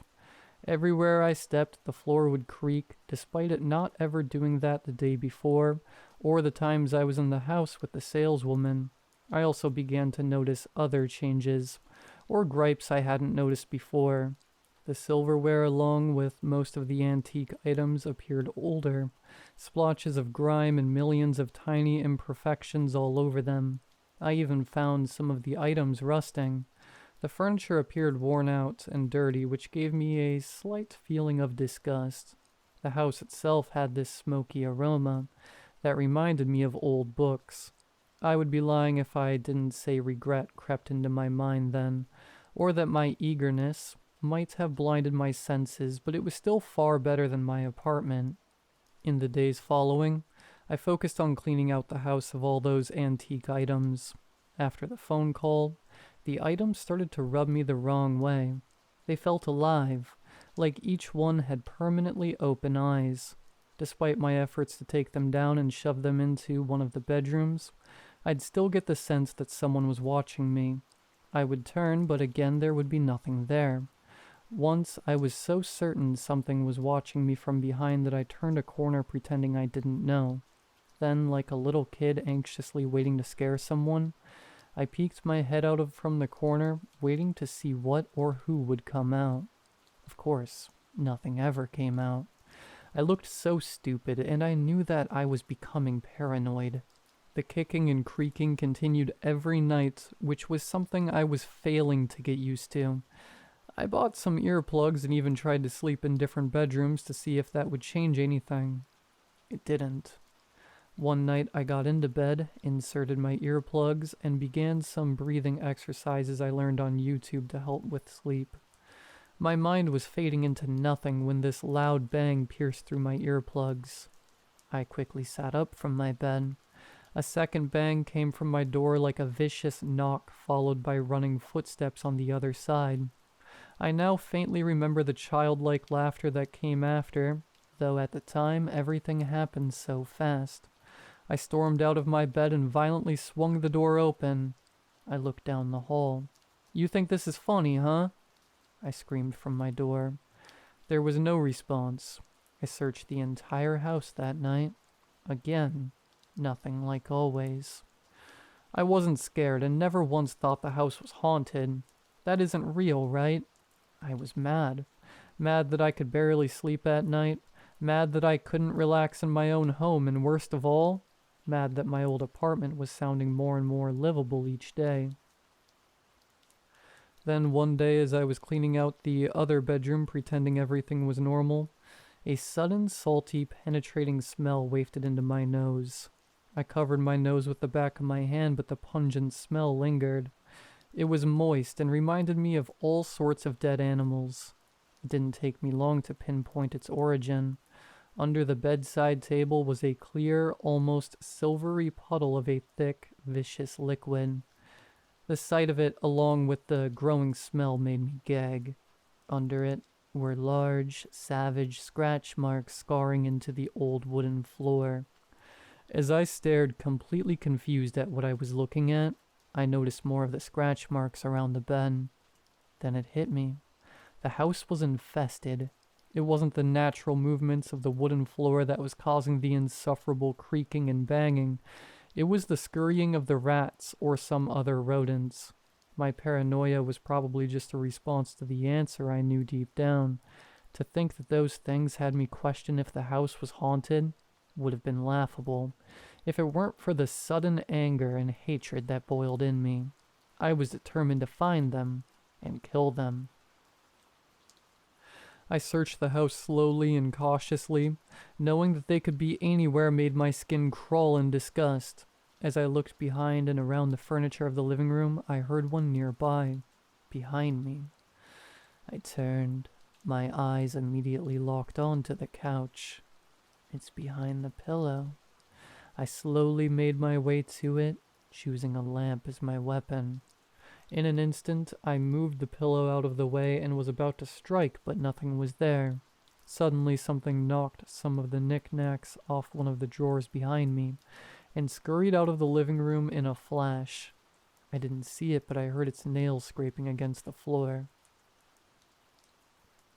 After a while of searching and after I cooled down, I knew I wasn't going to catch it, and even if I did, Judging by the amount of scratch marks, it wasn't just one.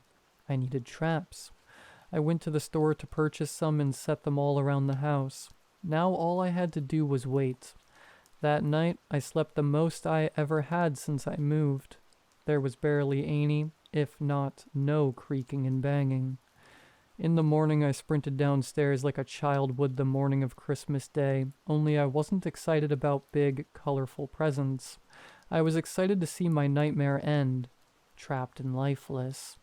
The smile on my face disappeared as quickly as it took me to get downstairs. The traps were empty. No presents, no rest, and definitely no peace. But I had a plan. I was hoping to save some money, but there was no way in hell I was going to live here one more day like this. I started upstairs to my bedroom. I grabbed my phone, pulled up a phone number for an exterminator, and headed for the door, when from the corner of my eye, I saw a mass on the ground near my bed. It was on all fours and was about the size of a medium-sized dog. The rest of its details blurred, though I remember the smell. It was a decaying, suffocating aroma. I twisted my head to see it, but before I could, it scuttled under my bed. This is it. I blindly reached for whatever, a broom, as I steadily moved closer. Slowly I crouched, keeping my distance. I heard it retreating deeper, hiding behind some boxes. The smell was unbearable. There was a faint whimper, or my mind refusing to believe it, a concealed laughter. I heard its nails gripping tighter against the floor. With the broom's handle, I suddenly swiped one of the boxes to the side. In a blur, it moved out from under the bed. The sliding door of the closet closed shut before I even had time to look up. The speed of it was unnerving. I suddenly felt a cold shiver run down my spine. I moved closer, the storm of a million questions in my mind winning over the instinctual feeling to run. I was unable to feel anything but my heart pounding out of my chest. I tightened my grip on the broom as I felt my hands go clammy. I reached for the sliding door, my hand hovering over it, trembling. Right when I slid the door open, the thing came bursting out. I fell to the ground. It ran out of my room, giggling like a child. It was a child or the size of one. I stared, frozen in shock. It was human-like, only its skin was pale, almost translucent. I saw its bleached purple veins webbing throughout its unnatural and misshapen body. It was layered over the disgusting, shimmering coat of that silvery liquid. The smell was like a physical mist that burned my eyes. On the ground, it left a trail of its viscous liquid. I followed it downstairs and into the living room. There it was, in a corner with its crooked back to me. It had its hands raised to its face, and in a childlike voice it began to count down from 10. With every number, its voice became more distorted, and its back began to stretch and grow as if something was trying to escape from under its pale skin. My stomach nodded as it doubled in size. Time slowed down for me. Don't play the game. Just ignore it. Just think of it as a game. This whole time, this thing was living in my house, or I was living in his, and that feeling that someone was watching me, it was this creature playing some game of hide-and-seek with me. And it was finally my turn to hide. Before it could finish its sick, distorted countdown, I found what courage I had left and ran blindly upstairs. I heard it finish and give a gargling, deep laugh. I felt its footsteps reverberating, crashing down on the ground. I made it to my room and shut the door, barricading it with the wardrobe. I backed away to a corner and sobbed. I've been in my room all day and can still hear it searching downstairs. Sometimes it comes up, its large shadow passing through under the gap of the door. I freeze completely still as it passes by, giving out its heavy breathing and weak, almost painful laughs. Just the thought of it finding me is beyond terrifying.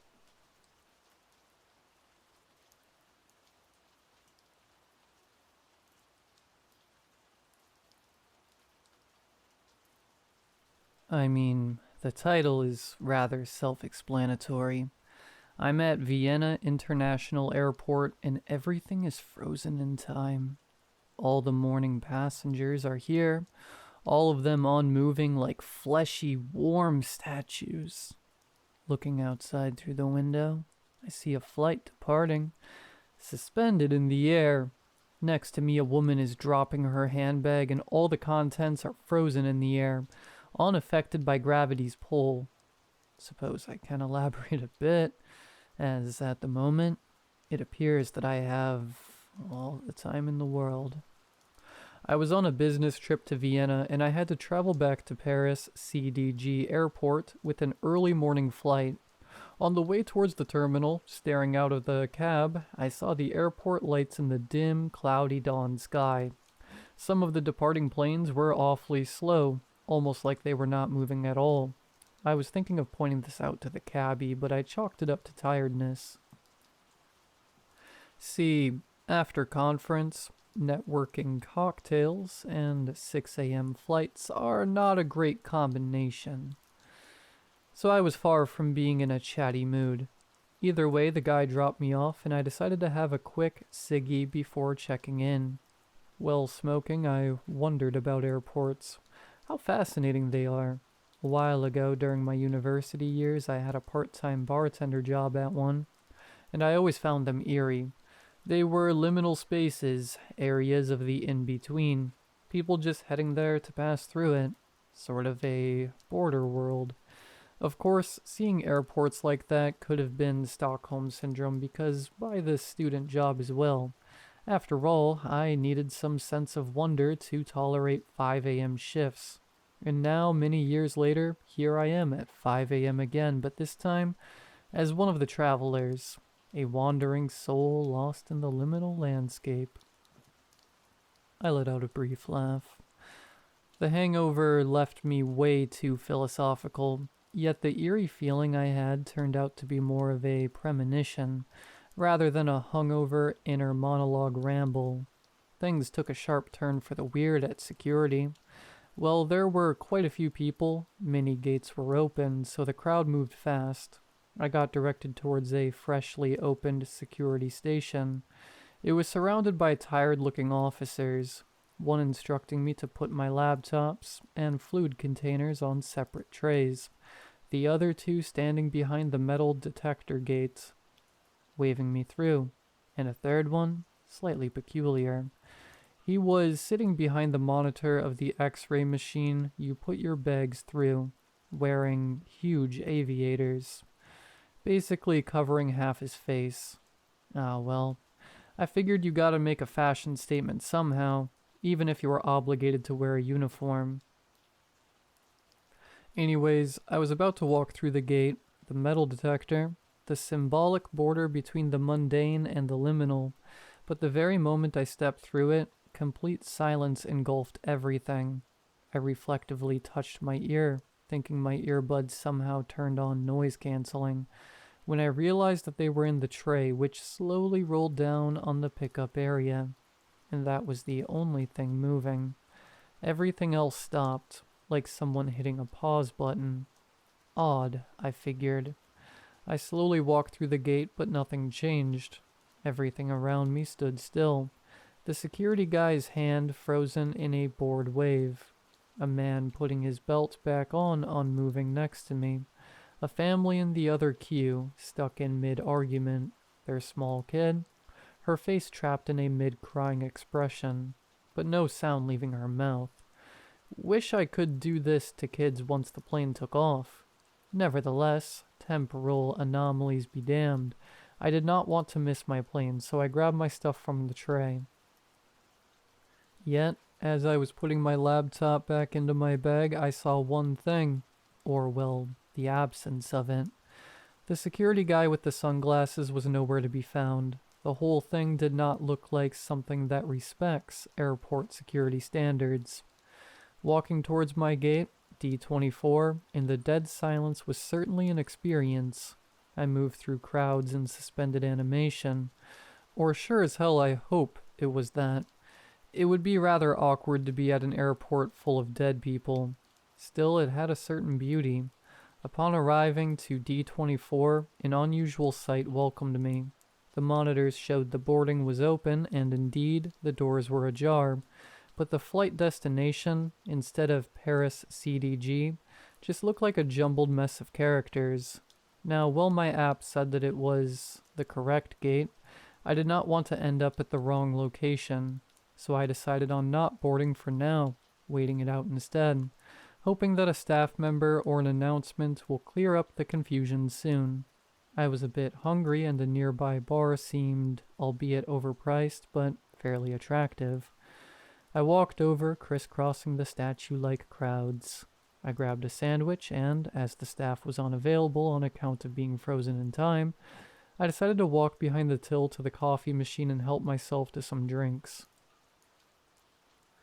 For a moment, I entertained the thought of making myself a nice flat white, but I figured that if time restarts and I'm standing in a restricted area steaming milk, I may get some angry looks.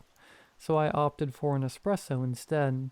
The tiny cup was halfway through when I heard something familiar. The breaking news announcement of Euronews on a nearby TV screen. Well, something, apart from me, was unaffected by this time stuff. So I quickly grabbed my coffee and my sandwich. The total was $12.30, so I put a tenner on the counter and figured they can keep the change. Indeed, at the back of the bar there was a TV broadcasting the morning news, oblivious to the frozen world around it. Chief investigator of the crash at Air France flight. I have hidden the flight ID just in case. At Vienna airport this morning states that at this time, the exact cause of the accident cannot be determined, while the number of confirmed casualties just passed 80. The search for survivors continues. According to witness testimonies, the aircraft overran the runway during takeoff and crashed into the industrial area of Schwadorf, a settlement near the airport. Authorities have asked the public to forward any information, including recordings of the events of the authorities. Rather macabre watching these news at an airport. I was thinking, when it hit me like a freight train, or like a crashing plane. The flight they were talking about was the one I was supposed to board. Now, while I was trying to cut down on my smoking, the news warranted another cigarette. The airport has a nice smoking area looking at the runway, where a flight was taking off, except it wasn't, as it was just floating silently, in a surreal manner, some sight for a smoke. Yet, as I was clicking my lighter, I noticed something weird. Well, something that should have not been weird, but in this specific scenario, it was rather unusual. A few airport technician-looking guys in high-visibility vests, cargo pants, and despite the cloudy early morning, dark aviator sunglasses were walking around. You know, actually walking, while the world around them was dead still. I'm back now at the restaurant, typing this down on my laptop.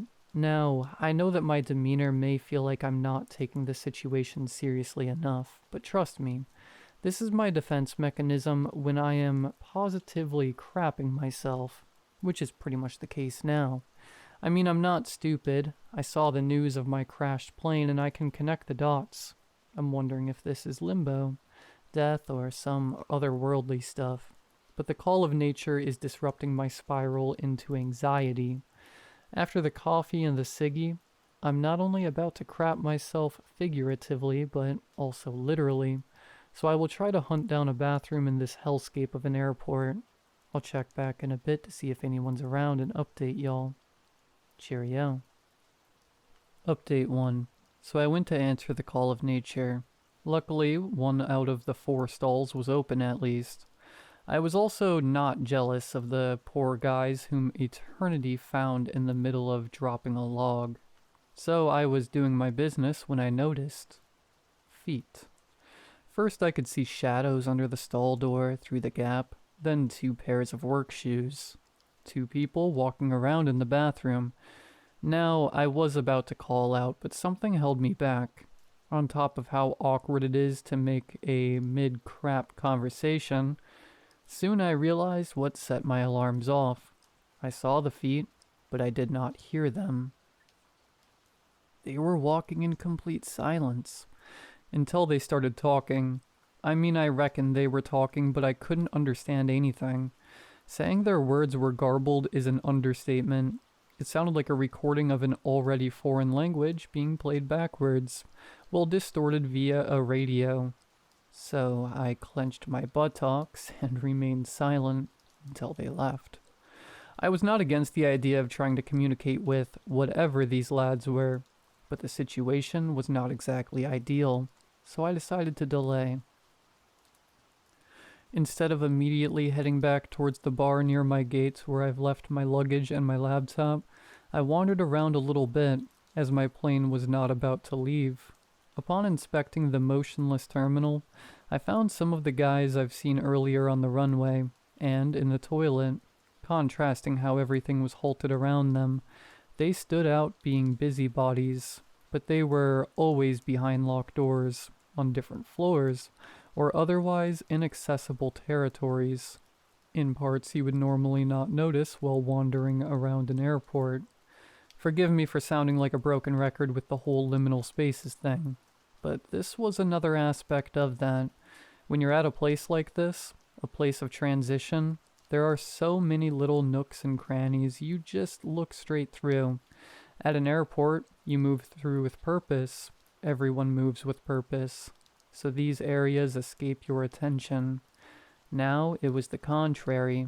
In an uncanny way, no one moved with purpose. No one moved, period, except in these hidden places, which highlighted them, making me feel like I'm seeing things I shouldn't be seeing. However, this was not reciprocated. See, I was not particularly hiding, yet none of the employees appeared to react to me in any way. It looked like I had two options: reenact the movie Terminal, except in this ghost airport, or just take my chances to get noticed. So I chose the latter. I started waving at them through the windows of locked doors and shouting at them from floors below. Yet they all remained unfazed. Pretty rude, honestly. Or at least this was the case until I got back to my spot. Then things escalated. Returning to the bar where I left my laptop and bags, I could see 3 of these airport security-looking guys carefully circling my luggage, discussing it in their garbled radio language. However, upon my arrival, unlike the other airport staff, this trio noticed me, and they made it painfully obvious that they did. As soon as I approached, they turned towards me in perfect unison. Now, I know that leaving your bags unattended like that is a big no-no at airports, and in a normal situation, I wouldn't have done so, but it's rather clear that this was far from what could be considered normal. I hoped that they would agree, so I apologetically explained to them that I was just heading to the pisser for a little bit. My excuse did not seem to convince them. The 2 dudes on the side kept staring at me through their oversized sunglasses unmoving, while the third one began to move towards me with seemingly malicious intent.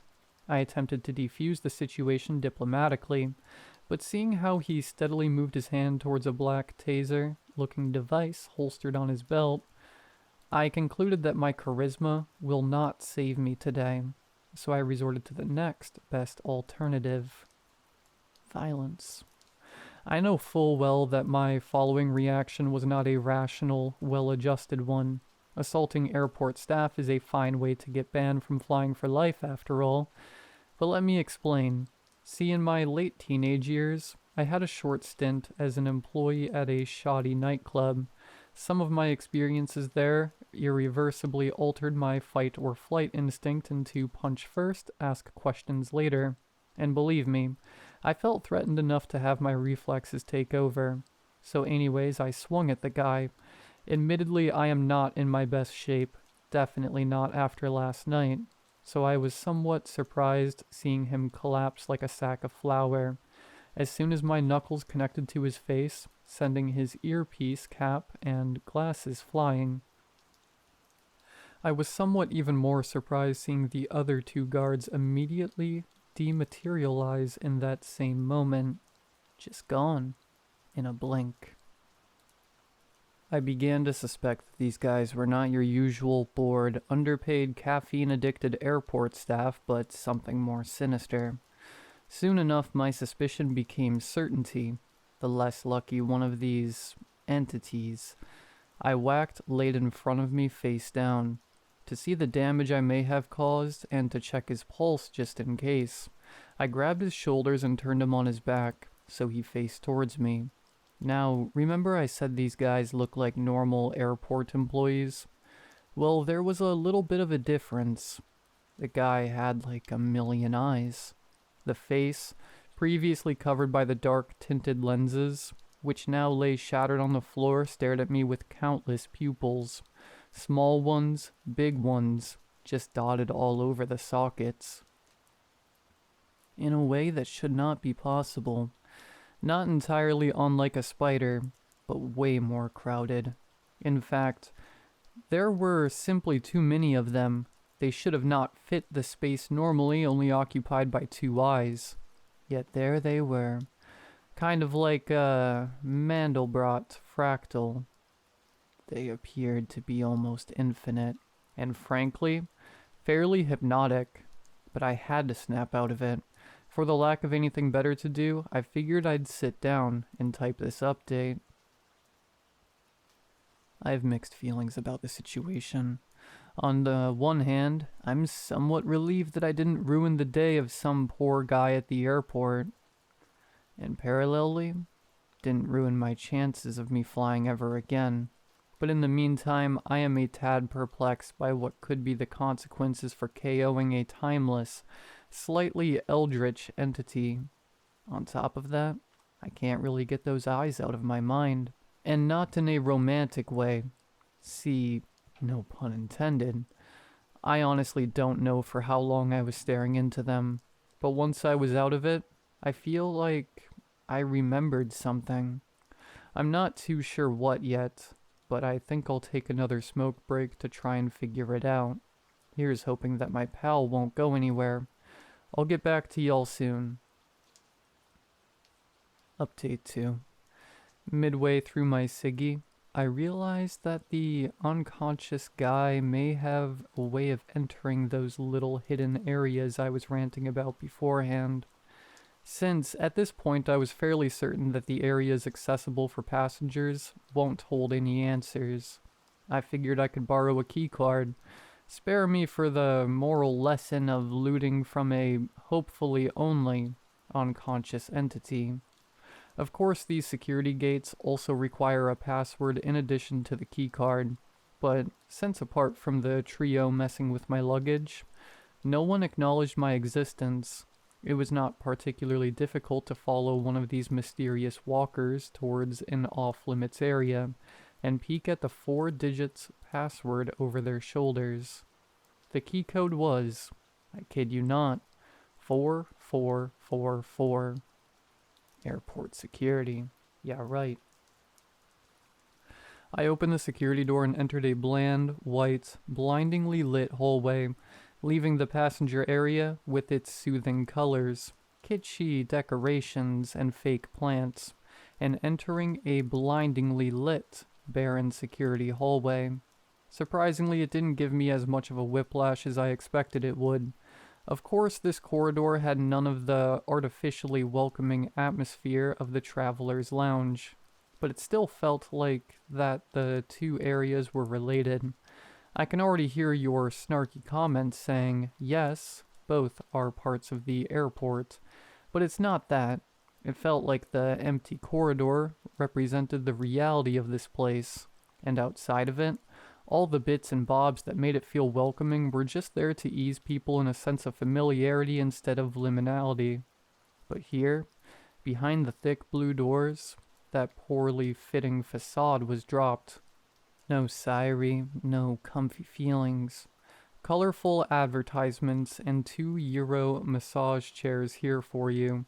The corridor screamed, through the humming of the bright white neon lights, that you are a stranger, and you shouldn't be here.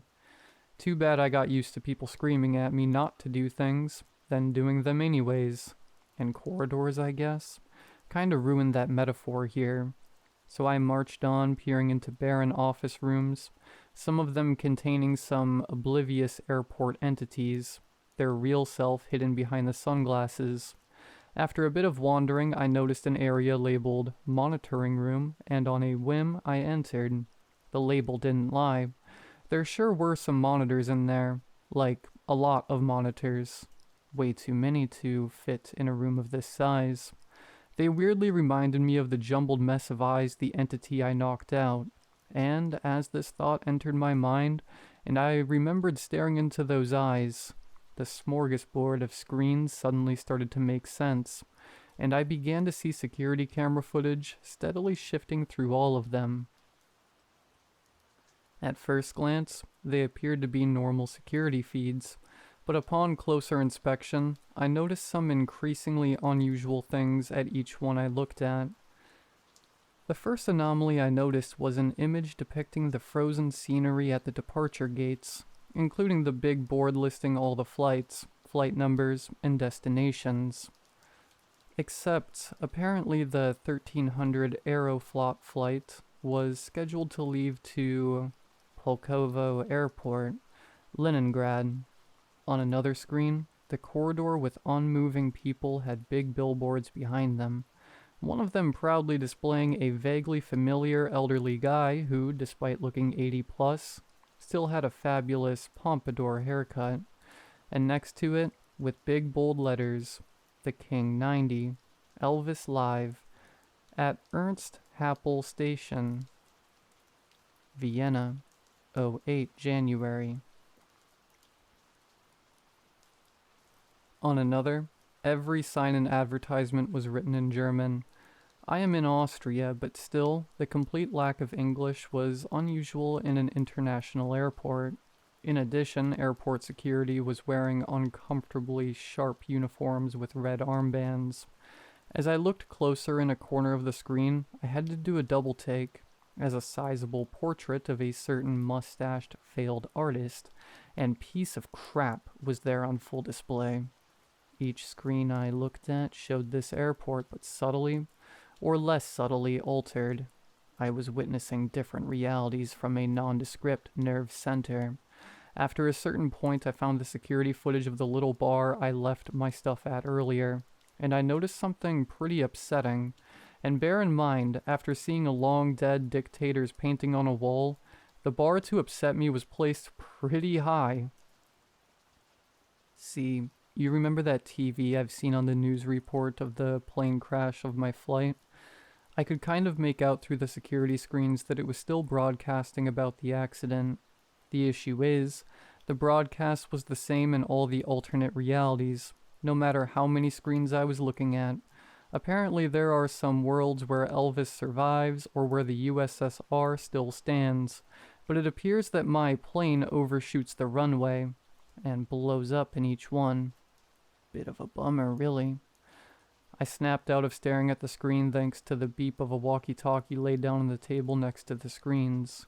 The sound was followed by a conversation of the airport staff in their unusual, incomprehensible language, until it stopped being incomprehensible. As I started to focus on it, just like on the creature's eyes and later on the screens, I simply realized that I understood what they were saying. I'll try my best to translate. Execution error for Cornerstone event number 4778. Due to passenger/victim manifest incomplete. Please advise. Handler A out. Handler A, we may have an update on your situation. Analytics department confirmed the identity of the interloper. Missing Cornerstone event, manifest perimeters are at value match with interloper. Handle B out. You know those moments when two people are crap-talking a third one, not knowing that said third person is within clear earshot of them? The whole stitch began to feel like that. I mean, I'm pretty sure that you figured out who they refer to as interloper the same time as I did. Yours truly. Now, as the subject of the conversation, I felt that I was warranted to contribute, so I pressed the button on the radio and, to the best of my ability, I tried to speak in their language and mimic their expert talking style. Handler A, Handler B, this is Interloper reporting. Please advise on how to assist in resolving issue with Cornerstone event parameters. Interloper out. A bit of inconvenient silence followed. I had a feeling that someone was about to be fired. Roger that, Interloper. Please stand by until HQ is instructed. More silence. This is Handler A to HQ. Initiate Cornerstone event rollback. Active Handler Group, this is HQ. Please confirm rollback request. I was wondering if they were aware that I can hear all of this. Handler A confirming. Handler B confirming. Active Handler Group, this is HQ. Air France flight. Of course, my flight. Return to Cornerstone event launch position. Awaiting parameter correction. Finally, they got back to me. Interloper, this is Handler B. Do you copy? Interloper, come in. Loud and clear, Handler B. I responded, fighting back the urge to wish him good luck in his future job hunt. Interloper, please return to the initial spatial coordinates of departure from your host timeline. Once your spatial coordinates are approved, your temporal coordinates will be reset. Please continue routine to ensure Cornerstone event success. Right, great. So I go back to the security gate with this whole mess started. My good friend Handler B resets time. I board my flight, then crash and die, and ensure that the Cornerstone event is done in my timeline. Wouldn't that be a right, heroic sacrifice? Roger that, Interloper will comply. I said, hell no, I thought. I'm typing this note just in front of that ominous security gate that froze the moment I passed it. If I understand the handler correctly, the moment I pass it again, time will restart. One way to find out. See you on the other side. Final update. Okay, so it worked. I'm typing away from the same bar I was sitting at, except now everything is in motion again. All is well now. Well, almost all. As soon as I passed through the gate and everything suddenly reanimated, I began to feel a bit nauseous. Was it the fact that after hours spent in a frozen, soundless, and timeless world, suddenly the hustle and bustle of reality returned? Or was it because I was still hungover as hell? And it didn't occur to me that I could have nicked a paracetamol while time stood still. Don't know. But I needed to shake it off and get the closest thing I could to a cold shower, a thorough face wash. Except as I was drying my mug, staring at myself in the bathroom mirror, the eyes of my mirror image started to blur and proliferate. Who knows, maybe soon I will have to invest in some large dark aviators. I can also catch some unusual changes in the corners of my eyes. Is that a poster of Elvis over there? That sign that was just in English just a moment ago? Is it now written in Cyrillic? But apart from these minor inconveniences, most things seem to be okay. So am I about to board a crashing plane? No. As you may have figured that I am not great in following instructions. As soon as I was back, I set my VPN up and sent a couple of anonymous emails to airport security, to the police, to Air France, letting them know that something is off with that flight. I see that it is delayed now, and they are replacing the craft, citing technical issues. If I'm actually losing it, and imagine the whole thing, I probably ruined the day of my fellow travelers. But if not, then I just helped those poor guys to live to see another day. But about the implications of me doing that, well... So, all sunshine and rainbows, right? I ought to pat myself on the back. I messed around with beings beyond time and prevented a major accident. Yeah, normally I would, but there are some subtle things going on that overshadow my urge to celebrate. See, the eerie sunglasses wearing part of the crew is still around, and they definitely look a bit more agitated than before. And while I couldn't really catch all their conversations, here and there I hear some jumbled radio fragments I still understand. They mention a certain cornerstone correction protocol and enhanced intensity events in close proximity. Now, what does that mean in practice? Hell if I know. And I know I am being pretty vague here. It sounds like stuff is about to go down. Well, either way, they're calling my flight. Suppose it is time for me to leave this godforsaken airport.